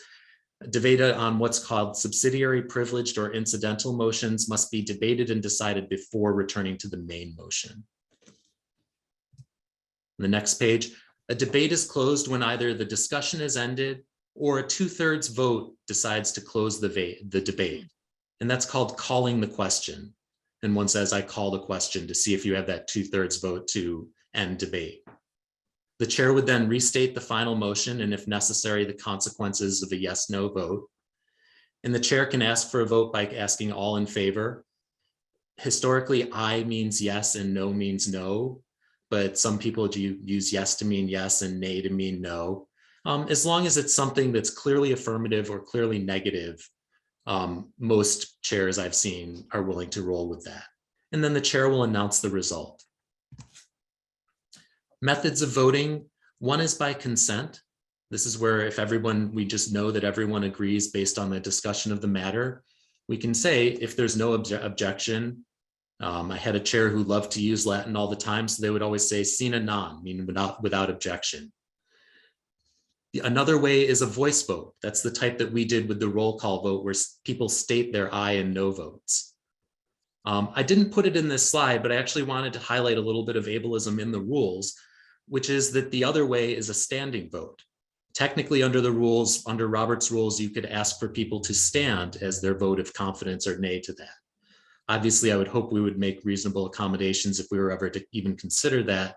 But I wanted to highlight that that's still in the rules. It's just something that kind of has not been picked up on by anybody in the type of ableism that we do see so often in our society. Methods of amending basically come down to striking out and inserting. I moved to amend by striking out the word, and I think I chose rain because it's been so rainy in LA lately. Although we have nothing to complain about compared to the Bay Area and Northern SAC, from what I understand. Inserting, I moved to amend by inserting the word justice at the end of the sentence.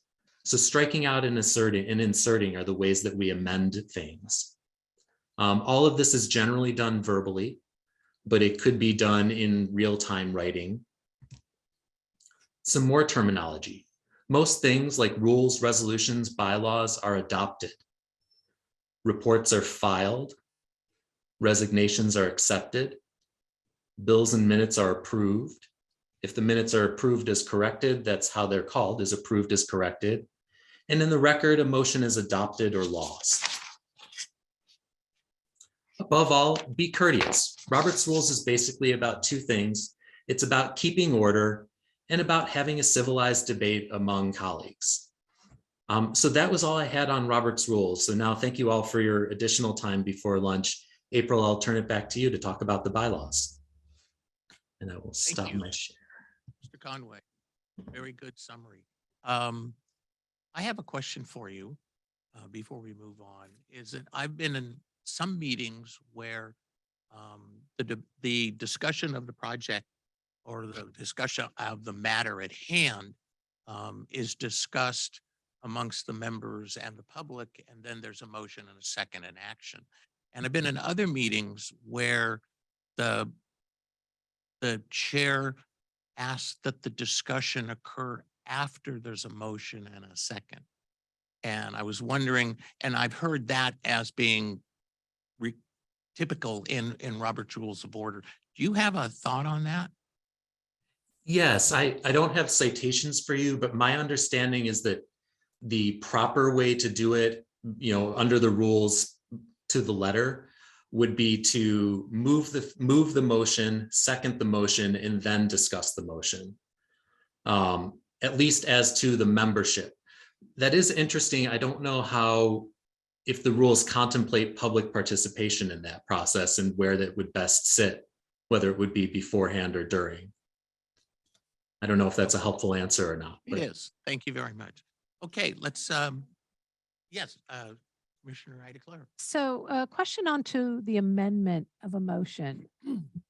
I've heard that sometimes when the motion's amended, they say you first have to vote on the motion, kill it, and then amend it. Or like when you amend a motion, does it need a second to the amendment? Like, do you see what I'm saying? Like how do you amend a motion within the process before it's voted?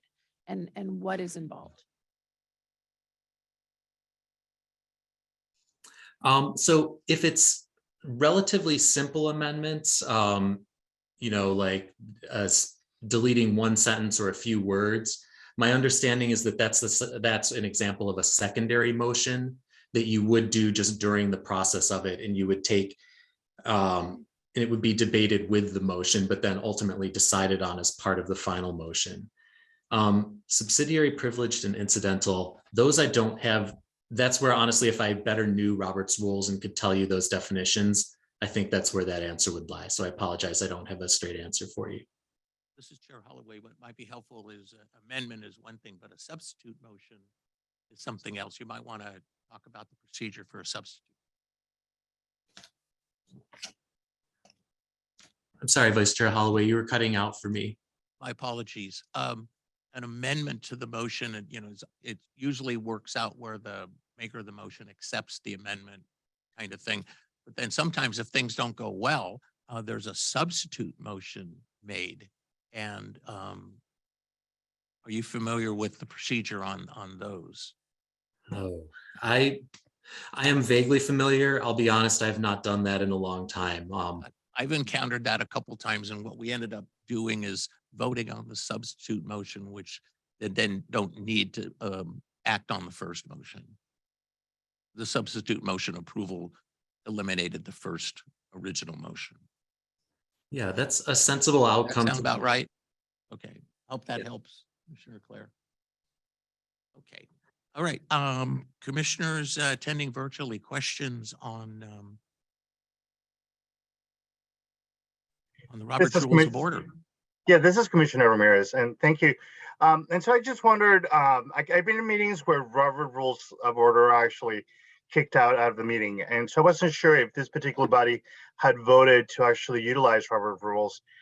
You brought up an example of the ableist language with it.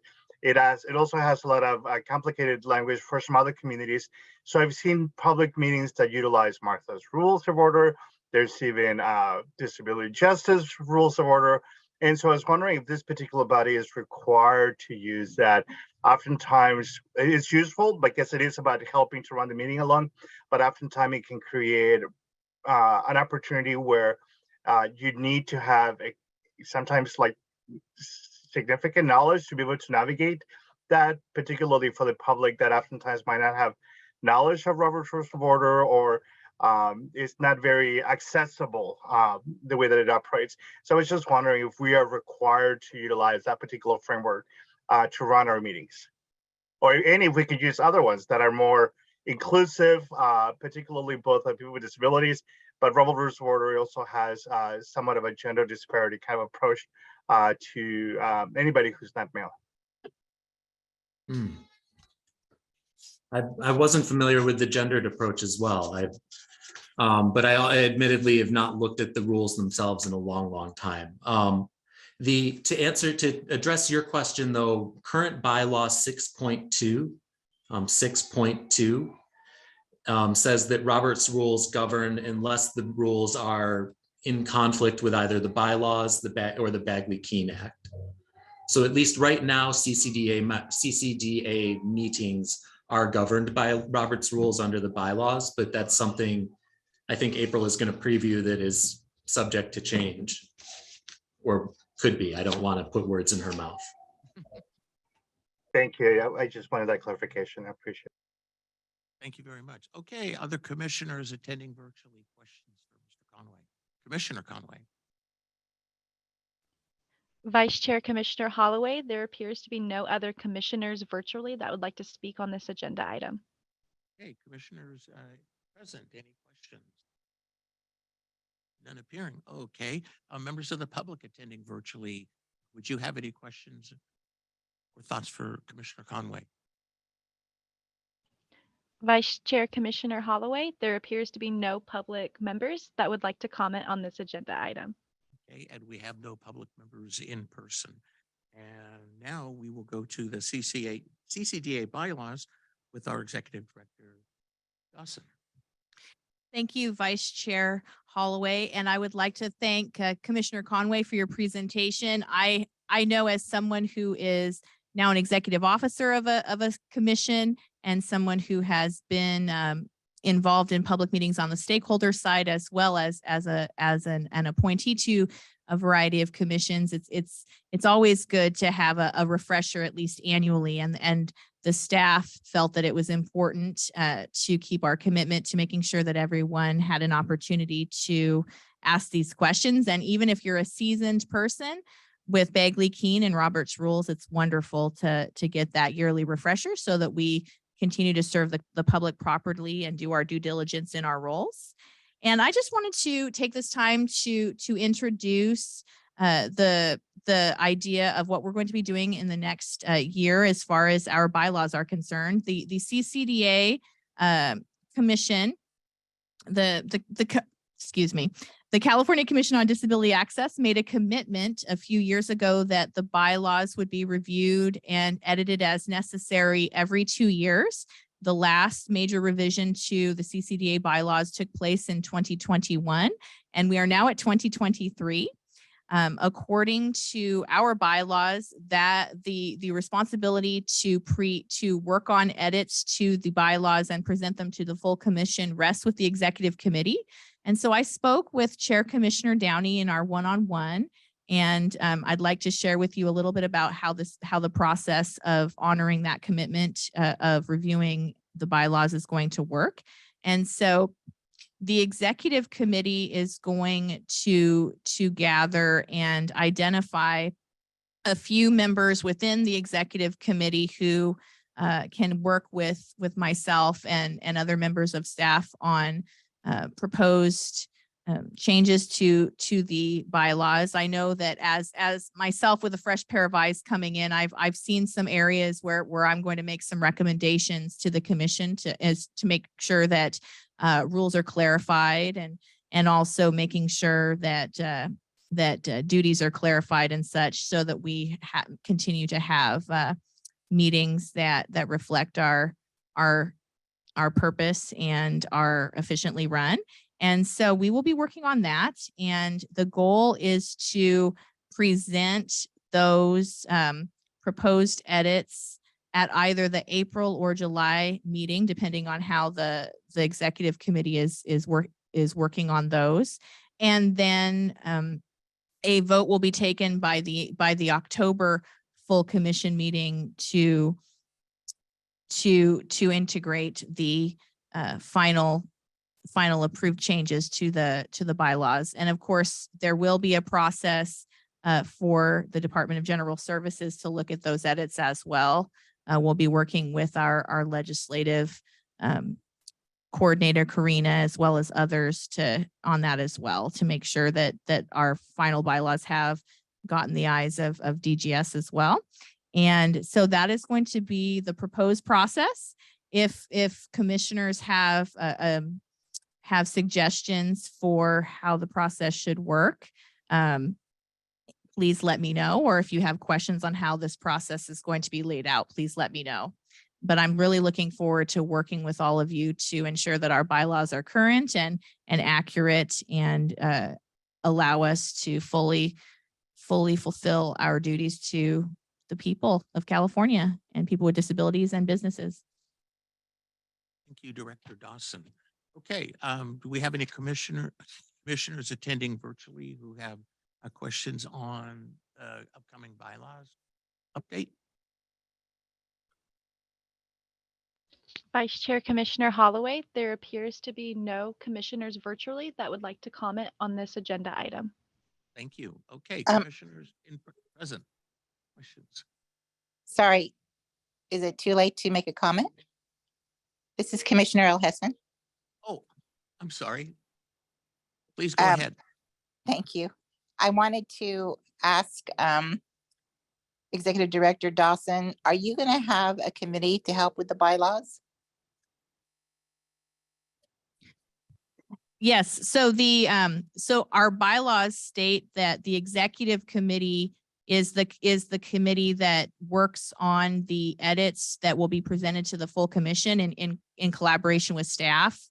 And so in speaking with Chair Downey, the idea is to, at the next executive committee meeting, identify a few people within that within the executive committee who could help work with staff on those edits as sort of a subcommittee to the executive committee on the bylaws. And then they would work with the executive committee to finalize recommendations to the full commission. Got it. Okay, thank you.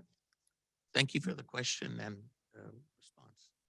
Okay, any other commissioners virtually who have a question or thought on this particular item on bylaws? Vice Chair Commissioner Holloway, there appears to be no other commissioners virtually that would like to speak. Okay, commissioners present, any questions? None appearing. Members of the public attending virtually. Questions or comments on bylaws update? Vice Chair Commissioner Holloway, there are no public members that would like to comment on this agenda item. Okay, and we have no members of the public in person. Unless there's any objections, I think it's time for us to do our lunch break, correct? So we will be back shortly. Thank you.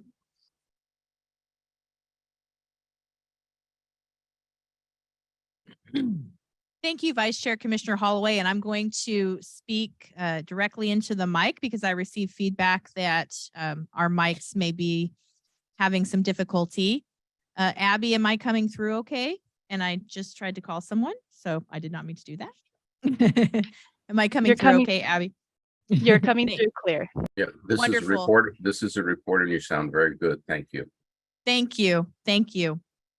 Well, good afternoon, everyone. I'm Executive Director April Dawson, and this is the part of the meeting for the new members where I share what is going on administratively and operationally, and also updates on the meetings I've attended, projects that I've been working on, and community partnerships that I may have facilitated and created since our last full commission meeting.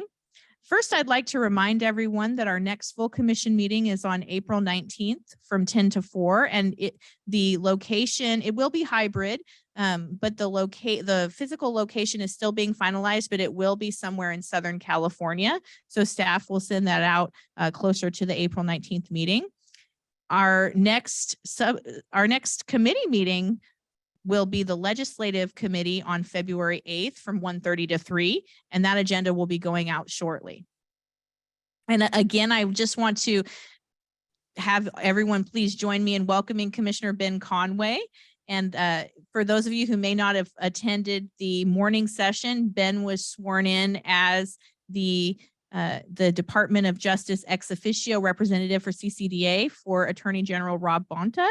And so thank you so much, Commissioner Conway, and welcome. I'd like to share an update about commissioner vacancies. We have a candidate for the governor / California Business Properties Association representative representing the business community.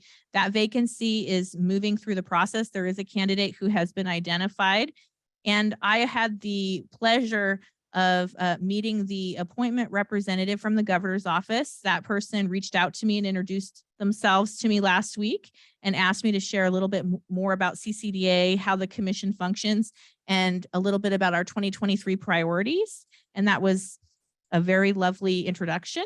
And so I look forward to when we are able to seat our governor appointee for the business community, who is also from the membership of the California Business Properties Association. So I look forward to that. I'll keep everyone updated.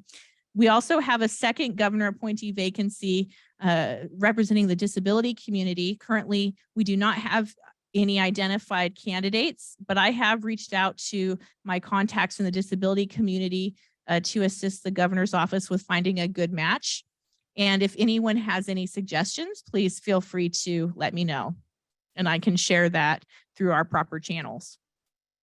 We also have a vacancy for our ex officio assembly member on the Republican side because Assemblymember Nguyen became a state senator recently. So congratulations to her, but that leaves a vacancy. And so I have reached out to the Speaker of the Assembly's office to discuss this, and they said that they would be getting back to me shortly. I've also reached out to the appointment representative for the Senate Committee on Rules on the status of Commissioner Holloway's reappointment, as well as the appointments representative for the Speaker of the Assembly on the status of Hector Ramirez's reappointment, and I will keep everyone updated on that, but we are very glad that they are continuing to serve with us. I'd like to share a little bit of staffing updates as well. The data and research analyst position was filled by our own Stephanie Gross, who was our former program technician. So congratulations, Stephanie, on your accomplishment and becoming our data and research analyst. We also are continuing our monthly meeting with budgets, and CCDA received budgets approval for a promote in place SSA AGPA position. So that means that we have an SSA position that can be converted into an AGPA position as a promotional opportunity, because many of you may remember that one of the first things that the commission asked me to look into was making sure that our staff retention rate improved, because we attract and retain wonderful quality people who learn a lot, and they have the opportunity to do a lot of projects that they may not be able to get anywhere else. And so then they take the wonderful skills that they learned, and when they're ready to move forward in their careers, we may not always have a place for them to stay with us. And so this allows us to create a pathway for promotional opportunities for our wonderful staff. We're also currently, Phil and I, the operations manager, and I are currently assessing our needs for the vacant office tech and AGPA positions. So we currently have an office tech position open as well as an AGPA position. And I'm also researching ways that CCDA could bring on a staff member with technical expertise related to the building code and other accessibility and construction guidelines. So I'm looking into several different avenues for that, whether it is a CEA position, a retired annuitant, or another way that we could bring that on, so that we could have more robust technical expertise and have less reliance on consultants for information for our technical reports. And also, that person would be able to liaise with the Division of the State Architect's Office, as well as the California Building Standards Commission and other partners on our technical work. I'd like to share a couple of the meetings that I attended, some highlights from those. I attended the California Foundation for Independent Living Centers statewide meeting of all the directors of the independent living centers in California, and I attended that the same week as our last full commission meeting, and that was lovely. Several of the directors did not know about CCDA and are interested in making sure that stakeholders from their regions participate in our listening forums. I also attended the Certified Access Specialist Institute, and that was also the same week as our full commission meeting in October. And it was wonderful. I was introduced very warmly by Kaylin Dunlap of the Cassie Institute, as well as our very own Commissioner Claire, who was the keynote.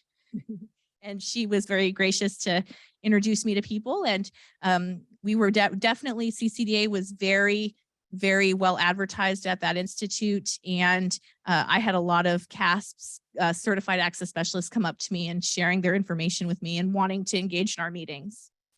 I also introduced myself to Rayleigh's, which is a local grocery store chain in Northern California.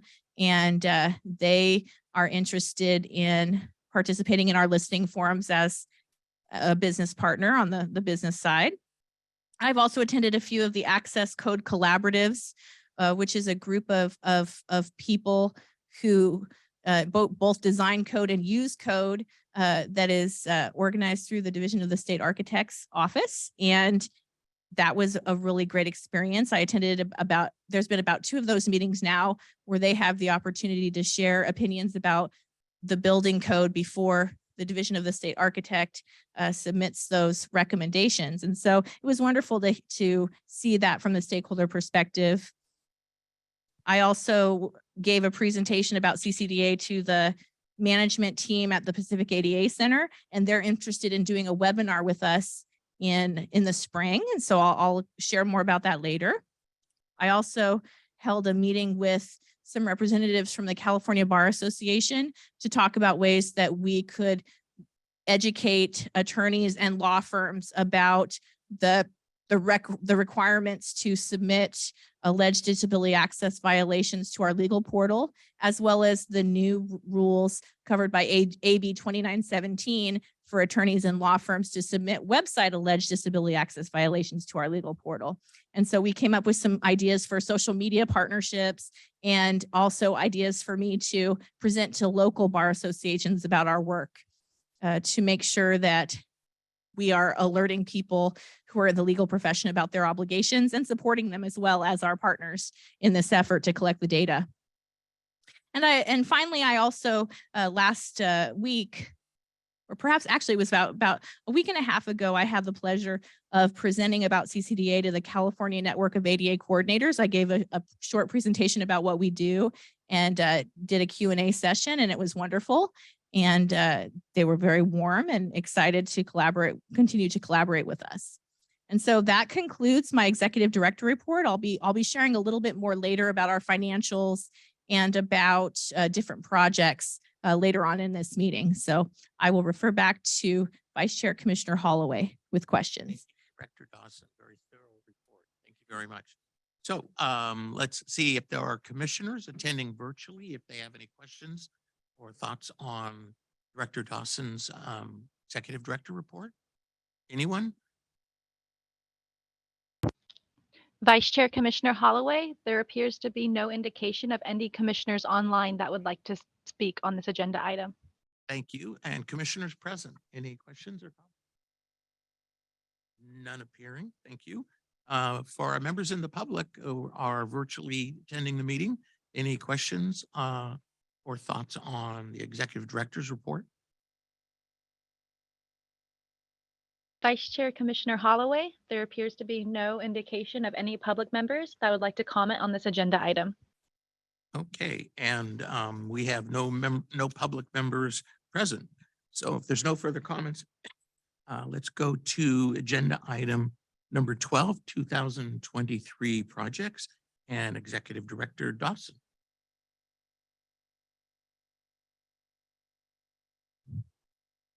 Thank you, Vice Chair Commissioner Holloway. Well, I'm really excited, as I mentioned earlier, about the direction that I've been directed to take CCDA in the future. I'm really excited for the coming year ahead and all the work that I'm going to do with the commission, the community, our stakeholders in the business and disability communities, and with our staff. And I wanted to share what I have on the screen is a projection document there that I will be going through verbally. There are no visuals. And I just wanted to give a little bit of an update on where things are going for 2023 as far as our projects and focus areas. And so what I've done here is I've nested several different projects that have been discussed at several different commission meetings into 4 different categories, which I'll go through, which are tied to our strategic vision and goals that were approved by the commission 2 years ago. And so the implementation of each area of focus will be coordinated by staff led by myself, the executive director, and office manager Phil McFall. And the standing committees and the full commission as a whole will be providing strategic direction and monitoring of the effectiveness of the project within each of the focus areas. And then at the April full commission meeting, I will be presenting a more detailed cost projection for current and future project proposals. And so there will be an opportunity for the commission will be asked as an action item at the April meeting to approve some projects that actually have financials tied to them. But the projects that I'm presenting today are ones that are either that have been approved in the past and are tied to our strategic vision and goals. And so the first strategic vision goal is increased disability access awareness. And so what we will be doing this year related to this focus area is exploring the possibility of CCDA having its own social media presence. And I've been working with Department of General Services on this issue to see if that could be a possibility for us.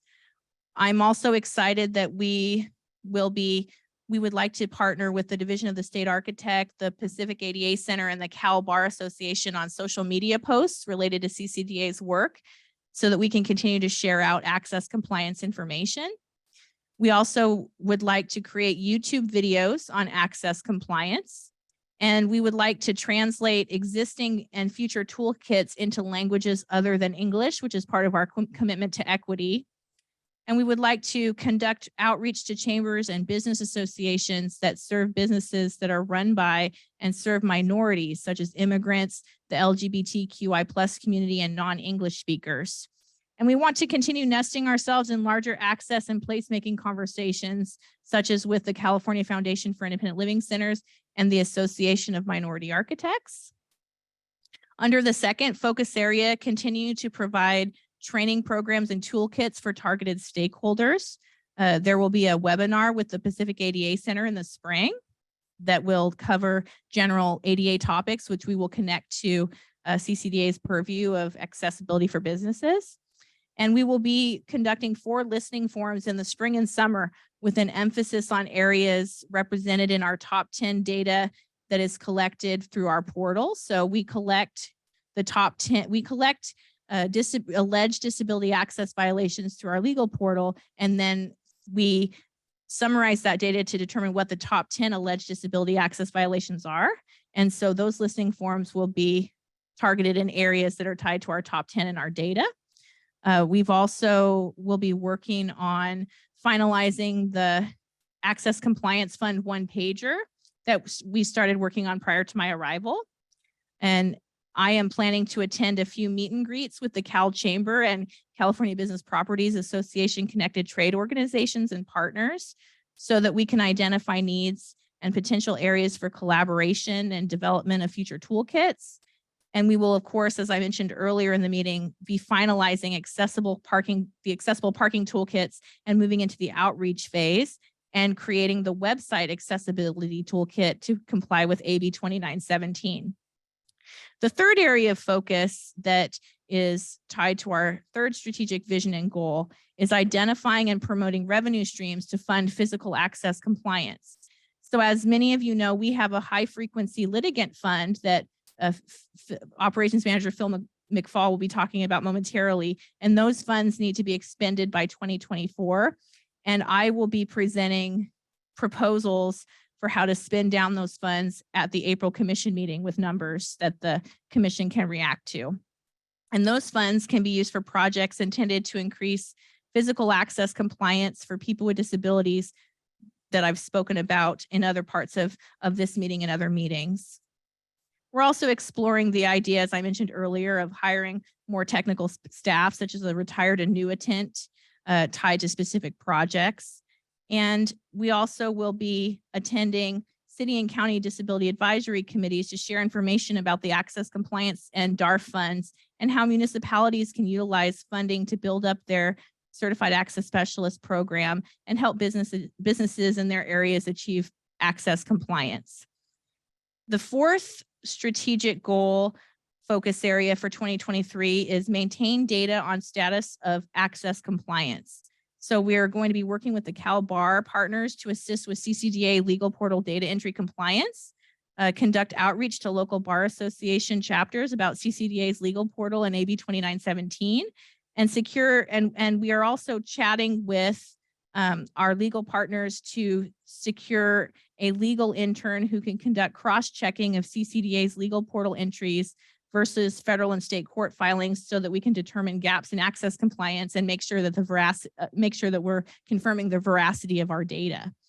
So those are the planned projects for 2023 based on the feedback that I've received over the last 5 months from the various committees, also projects that are currently in play. And I look forward to further presenting more detail about some of the newer projects, as well as the high frequency litigant fund projects that will have a further financial cost, and presenting that as an action item at the April meeting.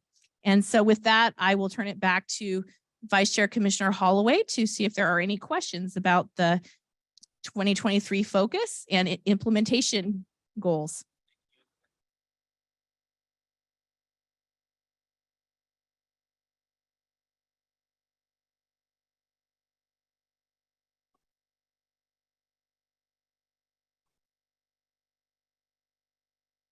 Vice Chair Commissioner Holloway, can you please repeat what you just stated? I don't believe your microphone was on. You are correct. Do we have any questions from our commissioners attending virtually? Questions or thoughts on Director Dawson's report? This is Commissioner Elhassan. I do have a question. I wanted Yes, please go ahead. thank you. I wanted to make a recommendation. Since we deal with businesses, I think we should look at SHRM, which is Society of Human Resource Management Organization. Just because when you're working with different, they had the main business society, I think nationwide, but there's also a local chapter in California that I think might be a good organization to collaborate with in regards to increasing awareness, specifically in not only hiring and working with people with disabilities, but making sure that businesses are accessible as a whole. Thank you. Good suggestion. Thank you. Thank you. Okay. Any other commissioners attending virtually? Any other comments? Yes, this is Commissioner Ramirez. Executive Director April Dawson, I really appreciate this. It sounds like a very robust agenda and plan, so I really appreciate you sharing with us these reports. And I was wondering, in light of the recent significant damages that have happened throughout the state of California and are still happening as communities begin to recover and rebuild, I wonder if perhaps the governor's office on the emergency response office has reached out, for example, to provide any type of assistance or guidance as communities begin the process of rebuilding or recuperating any type of damages on infrastructure in the different localities throughout the state of California. Thank you, Commissioner Ramirez. I can check into that for you. I know that I haven't. I have several colleagues that work with Cal OES and the Office of Access and Functional Needs, and I do follow their work. I know that CCDA, even though we don't handle as part of our purview access and functional needs related to disaster response, I really appreciate your question. And I think as we nest ourselves, within our purview in larger access related conversations, I'll continue to monitor that. I'll find out more information for you about how that office is responding, because I know that it's important to make sure that as businesses rebuild after disasters, that they think about people with disabilities. And so I can follow up with you on that and get more information for you. Thank you, Kylie. Thank you. Okay. Any additional commissioners virtually have comments? Vice Chair Commissioner Holloway, there appears to be no other commissioners virtually who would like to comment on this item. Thank you. Okay, commissioners present. Questions? None appearing. How about any of our guests from the public who are online? Any comments or questions of Director Dawson? Vice Chair Commissioner Holloway, there appears to be no members of the public that would like to comment on this agenda item. Okay, and we have no public members present.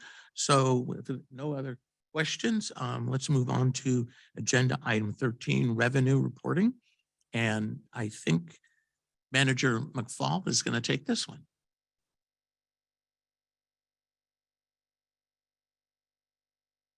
Manager McFall is walking toward the podium.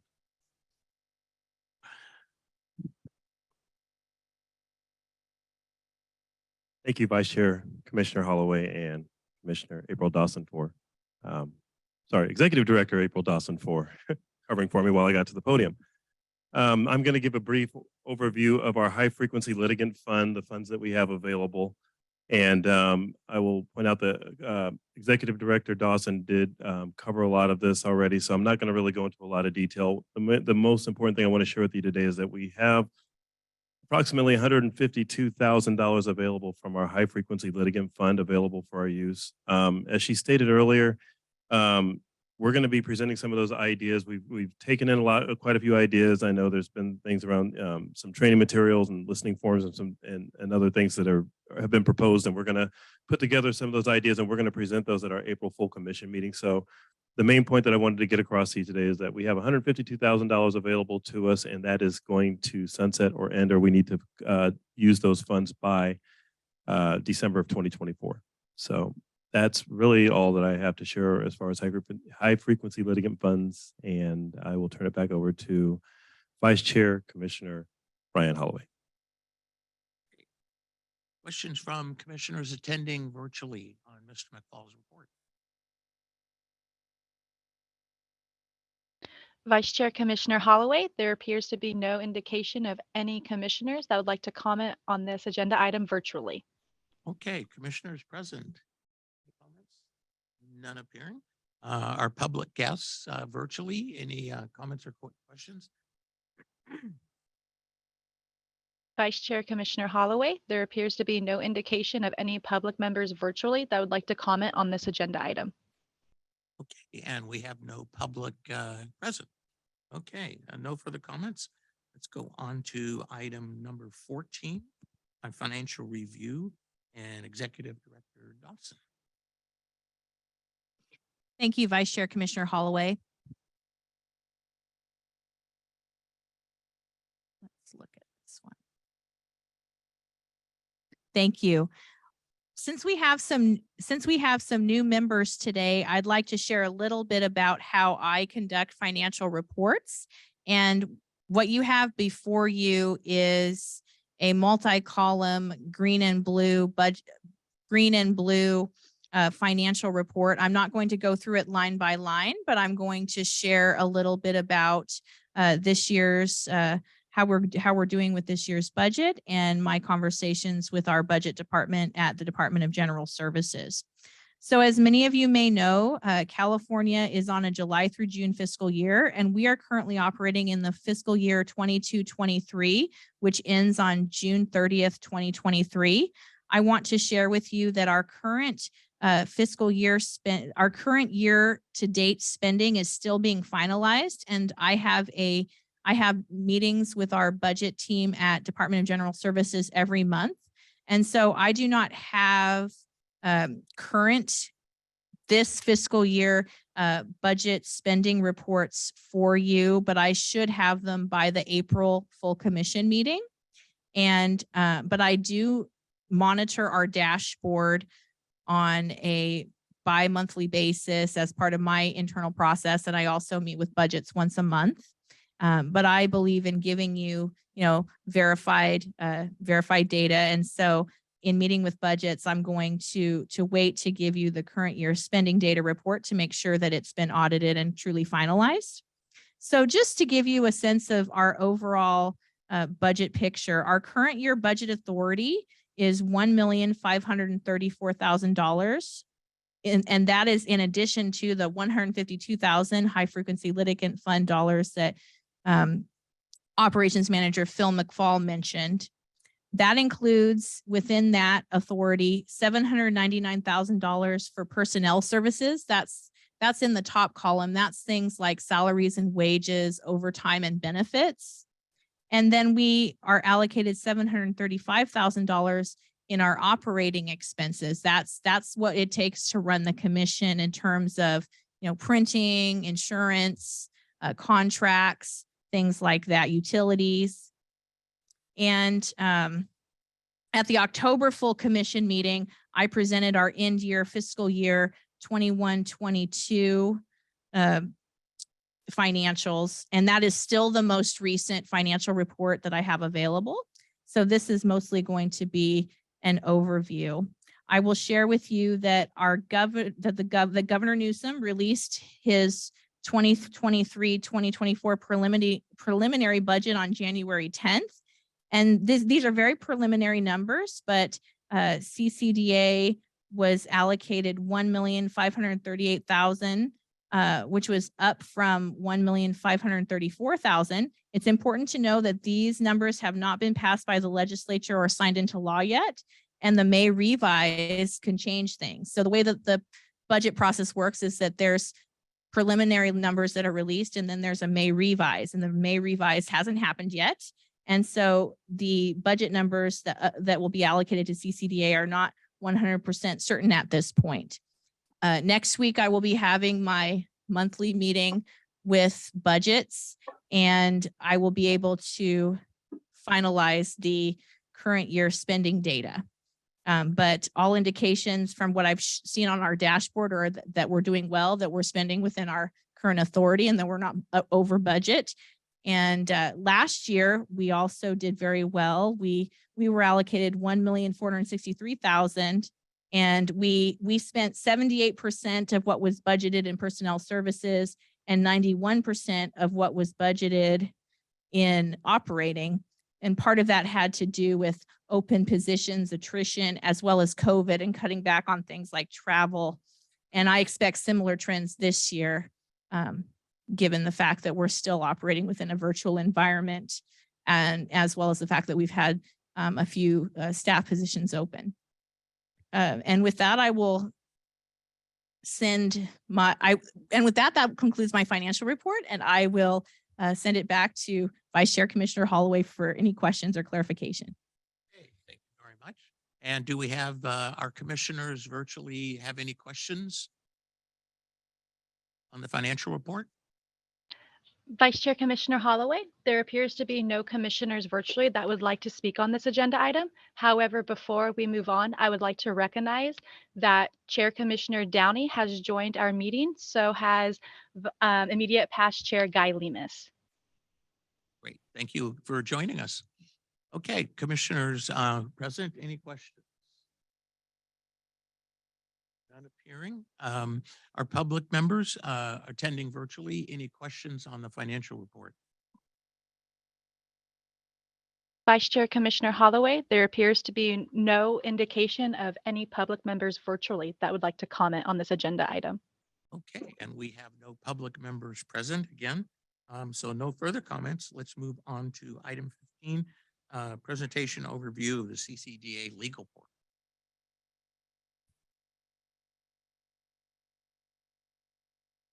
And Mr. McFall is heading back to the computer.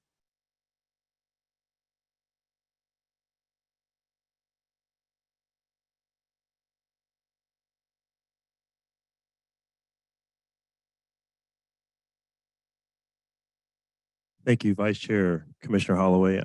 Again, my name is Operations Manager Phil McFall. Well, my name is Phil McFall, but I'm the Operations Manager.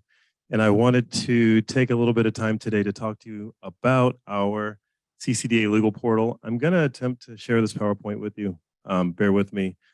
I'm not the most technical person.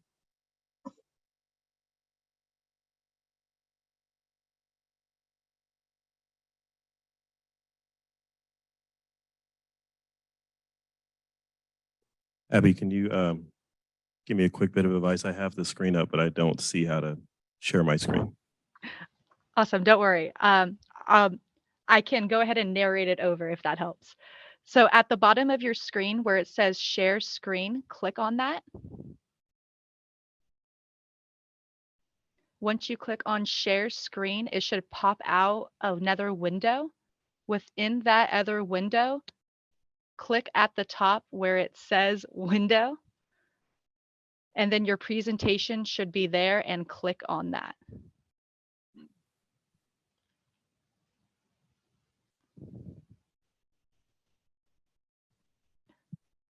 Can everyone see my presentation? I will be on my way in there. Oh, we can see it now. Thank you, Abby.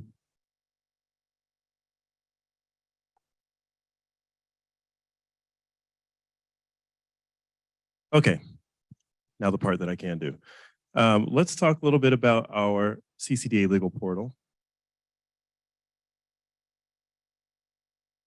Are you gonna go ahead not and gonna.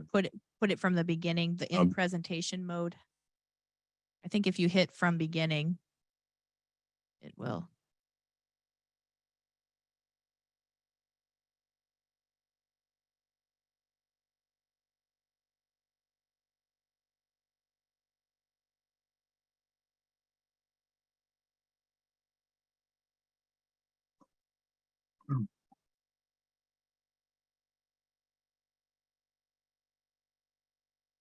My apologies, everyone.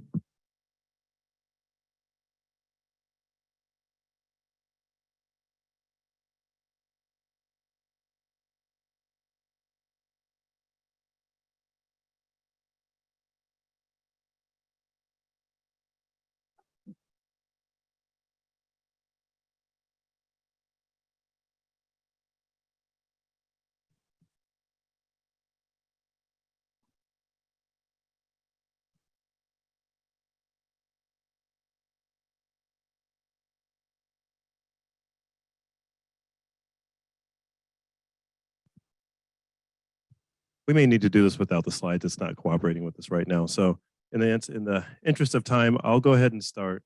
If we're able to get it up, then we'll go ahead and jump into the slideshow. But today I just want to do a high overview of our CCDA legal portal.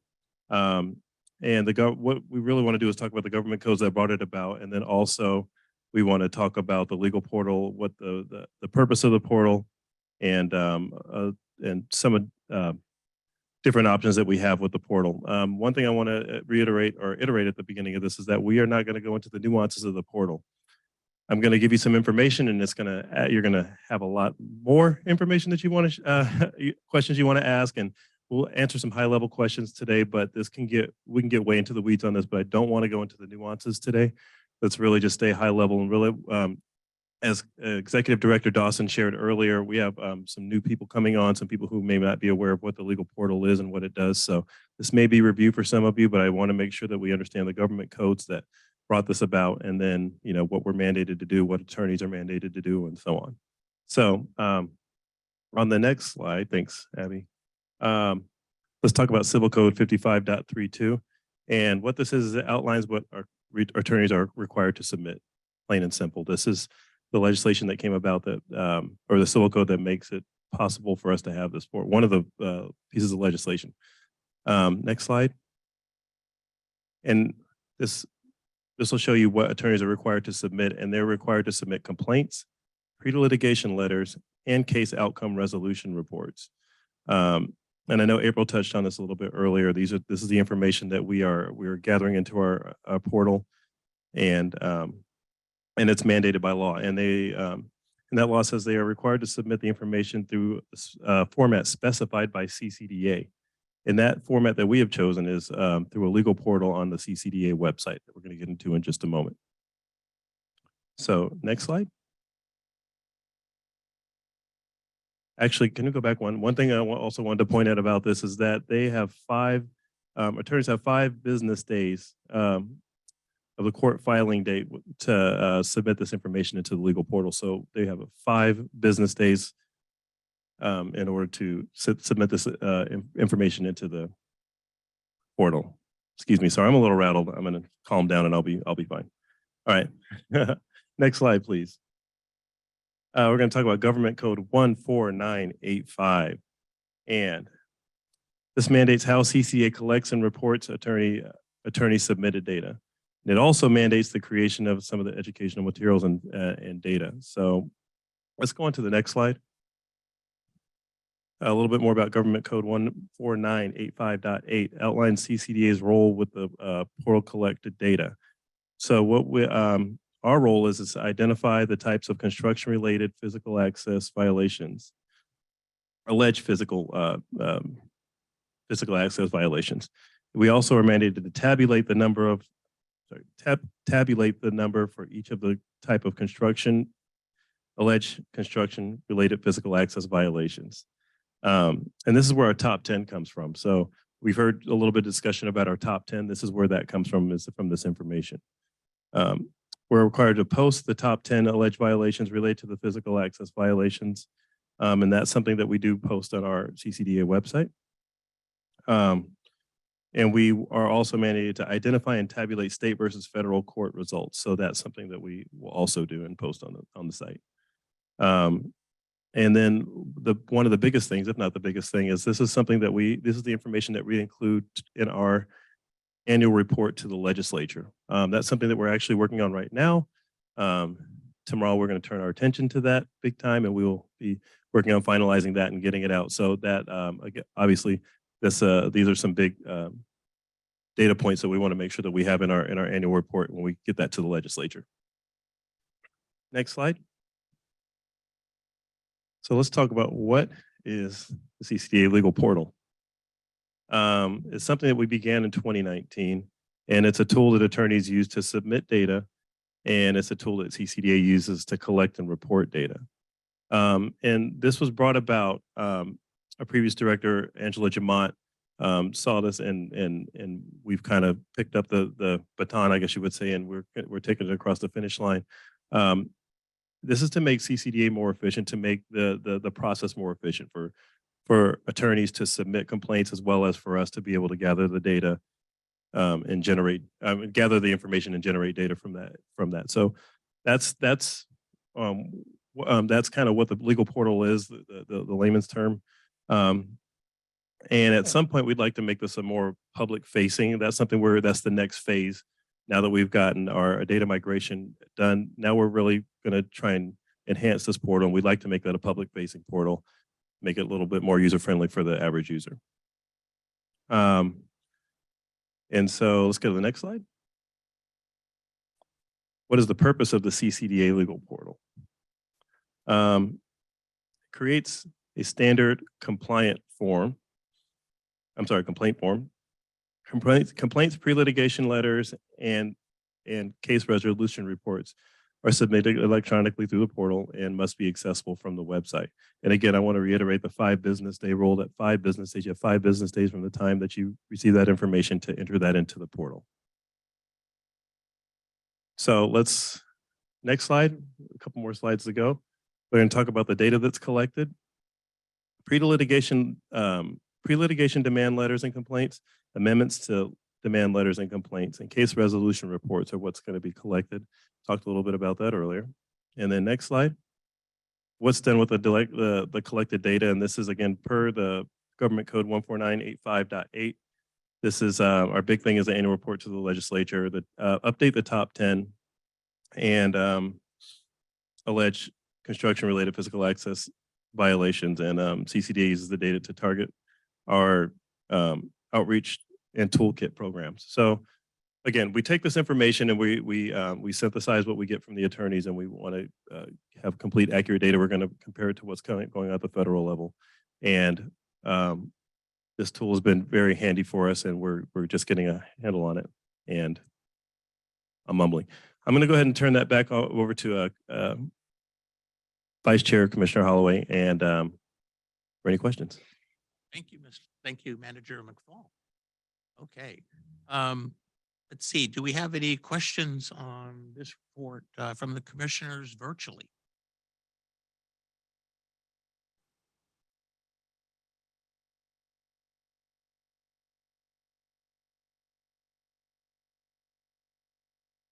Why don't I move on and we'll come back to that. How about commissioners present? Any questions? Yes, Commissioner Claire. Thank you. So I see that you collect reports that are the results of the complaints or case resolution reports. Do those include settlements or not? In other words, settlements are usually, the terms are private generally, I would think. And so do they just say we've settled, or?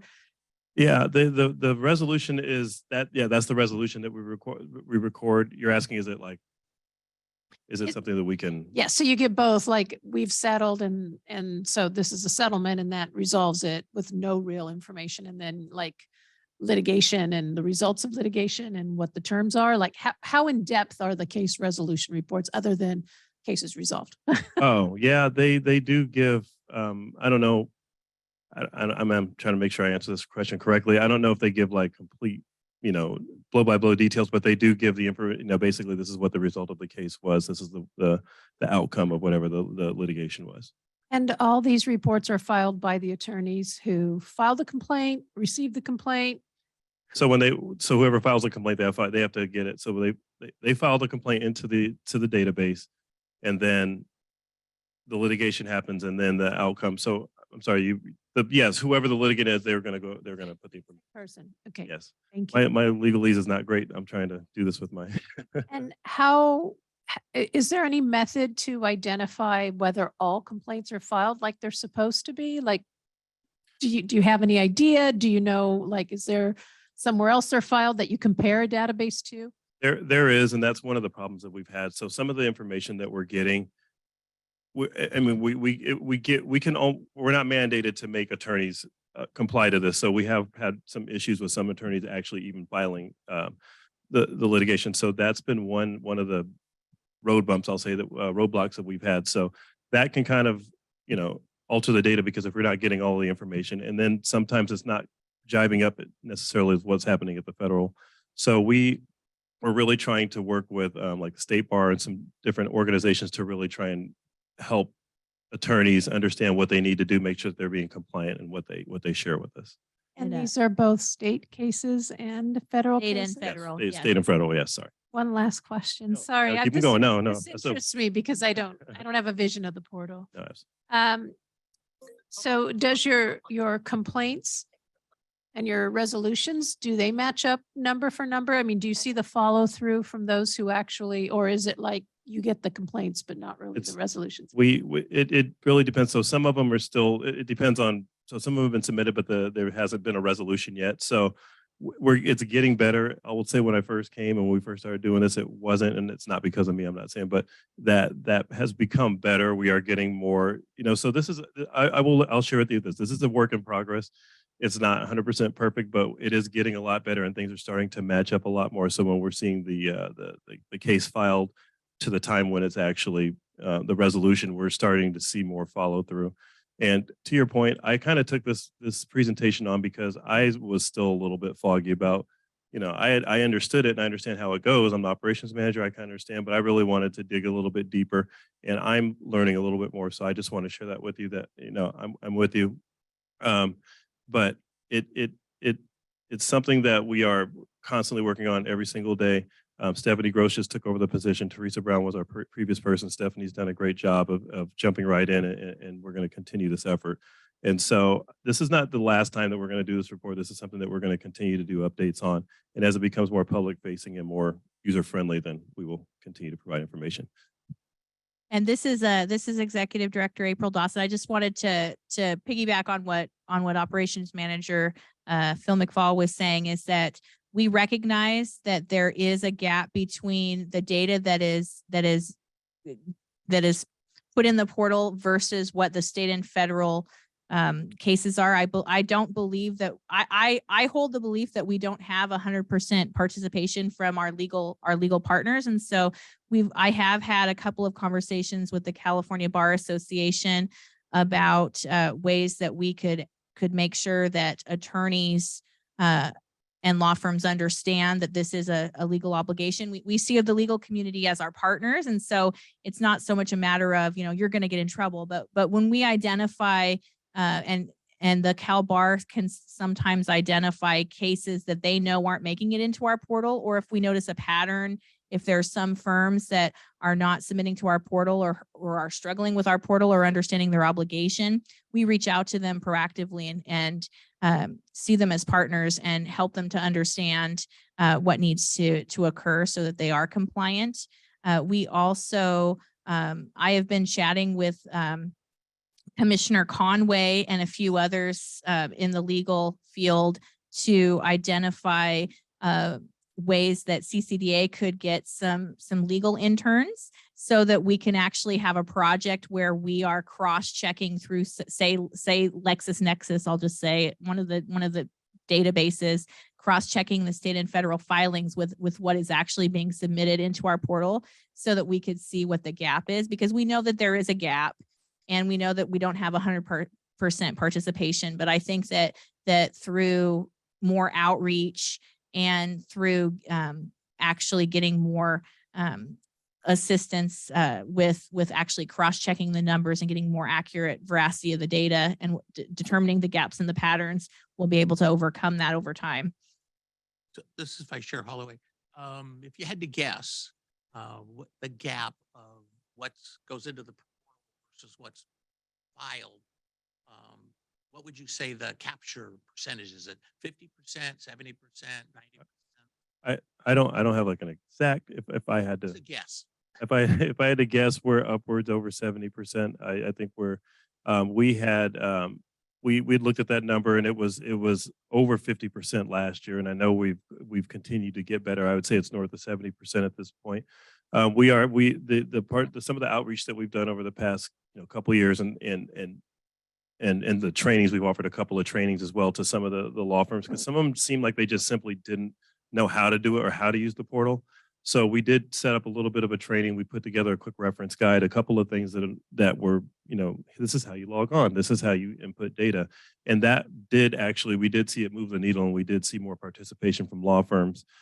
Stephanie and Teresa Brown, who was formerly in that position, also did some outreach to some of the different law firms that were really struggling and kind of worked with the representatives there. So to answer your question, I'd say with those efforts, it's moved, I'd say more north of 70, closer to, I'd say 70, 80%. The second question is just a kind of a technical thing, is that when a submittal comes into the portal, does it tabulate into the results, or does a staff member need to actually look at what's submitted in the portal and then interpret settlement or interpret conclusion, or is it all automatic? So what happens is when they go in, I'm gonna answer this one, and that's gonna be, because then we're gonna get into the nuances that I'm not gonna be able to really help you with. But there are drop downs that they can go through. So when you're submitting a case, they're going in and they're clicking boxes. It's kind of hard for me to explain, but they're gonna go in, you're gonna type in some information, but you're also gonna be selecting boxes to kind of know where we're gonna navigate this information. And so we are gonna continue to look at the different options and make sure that those are form fitting to what we really need. Obviously, we have the website violations that are coming in as well, so that that increases the degree of difficulty of what we're trying to do. But it's a great tool. We're already set to take on the website accessibility violations, and I'm really excited for where this is going. Thank you. That answered my question. All right. Okay, let's go back to commissioners virtually. Any of our commissioners attending virtually have any questions? This is Commissioner Downey, if I could jump in. I can't virtually raise my hand, so I'll just go for this. I wanted to follow up on perhaps clarification of a question that Commissioner Claire had, and that was there were two gaps she was talking about. One was between what's being reported and what's in terms of the cases coming in and what's actually being filed. And I think that we've in the past, we've started relying on that LexisNexis as a counterpoint to see the total volume coming into the courts, and then we can compare against that. So that's tying into that has been an important thing, and that would be important data to track, I think. So that's a measure of the gap, as I understand it, is the best we can do to really quantify what that is. But then secondly, there's a question about a complaint is filed, cases filed into the portal, and then how many of those are being resolved? Are we capturing all those resolution reports, whatever that might be? And that's something where I don't know of any trigger to tell us that any particular case, we might be able to know what any individual case is, but nothing to tell us that case is closed under any terms whatsoever. And I think it's only up to we're dependent on the attorneys to then close it out by coming back to file the resolution, whatever that is. So I think that's a harder gap to quantify, trying to go back to part of the question that Commissioner Ida Claire had. That's absolutely correct. Yes, was that what you were asking? I'm sorry. Yeah, so thank you to both of you. May I ask one more question? So my next question is, out of the resolutions that you received, do you know, can you quantify how many were settled and how many were litigated and then filed a resolution? Are you able to determine that? That I'm going to have to get back to you on, but Okay. I will absolutely follow up with you. Thank you. Thank you. If I could follow up on that comment, that's really critical information. We're most interested in corrective actions being taken, fixing the barriers, doing that corrective work. Just settling, paying some cash, that's not really making any progress for us. That's just closing out that caseload, but it's not helping the environment. It's not helping the website, whatever that commercial environment. So that's what we're after. So anything we can do to really zero in on that outcome, that's the most important data. And thank you for that information, and I'm glad you both are sharing that, because we do meet with the technical staff, the DGS technical staff, that monthly, or actually more than monthly. We are, and these are the things that we need to know, because we are interested in obviously the data that comes out. That's the biggest portion of my report, is we're interested in the data that comes out so that we can close some of these gaps. So thank you both. Thank you for the questions, and Commissioner Downey, thank you for the answers. Okay, thank you much. Okay, any other commissioners attending virtually have any questions? Vice Chair Commissioner Holloway, there appears to be no other commissioners that are indicating that they would like to mention Thank you. any comments Okay. on this agenda item. And any commissioners present have any additional questions? None appearing. Do we have any members of the public attending virtually with questions? Vice Chair Commissioner Holloway, there appears to be no indication of any public participants that would like to comment on this agenda item. Okay, and we have no public present, so there's no further comments. Let's move on to agenda item 16, which is future agenda items. And let's see who's gonna this one. I think this is Executive Director Dawson. Maybe. I'm not sure. I think that our talking points, I think that you, Vice Chair Holloway, I think that you are just asking if there are any future agenda items. Oh, okay. Sorry. Starting with commissioners and then on through the public. Yeah. Okay. And let's see. Is there any other business to come before the commission today? Commissioners attending virtually, anything you would like to add in? Or have I completely missed the agenda? There's suggestions Okay. of future agenda items for the commission.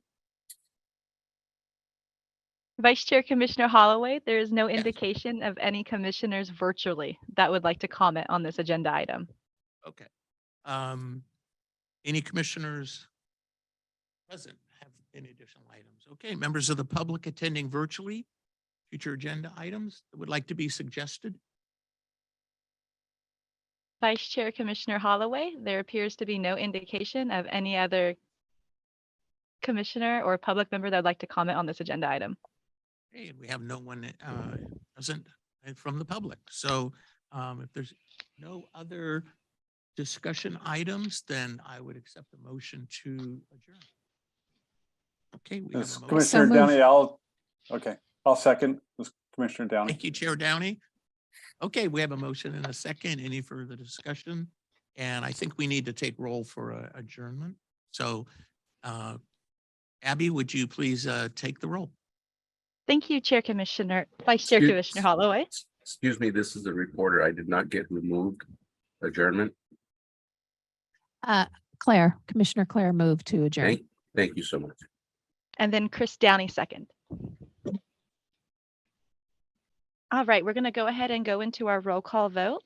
We had immediate past chair Guy Lemus.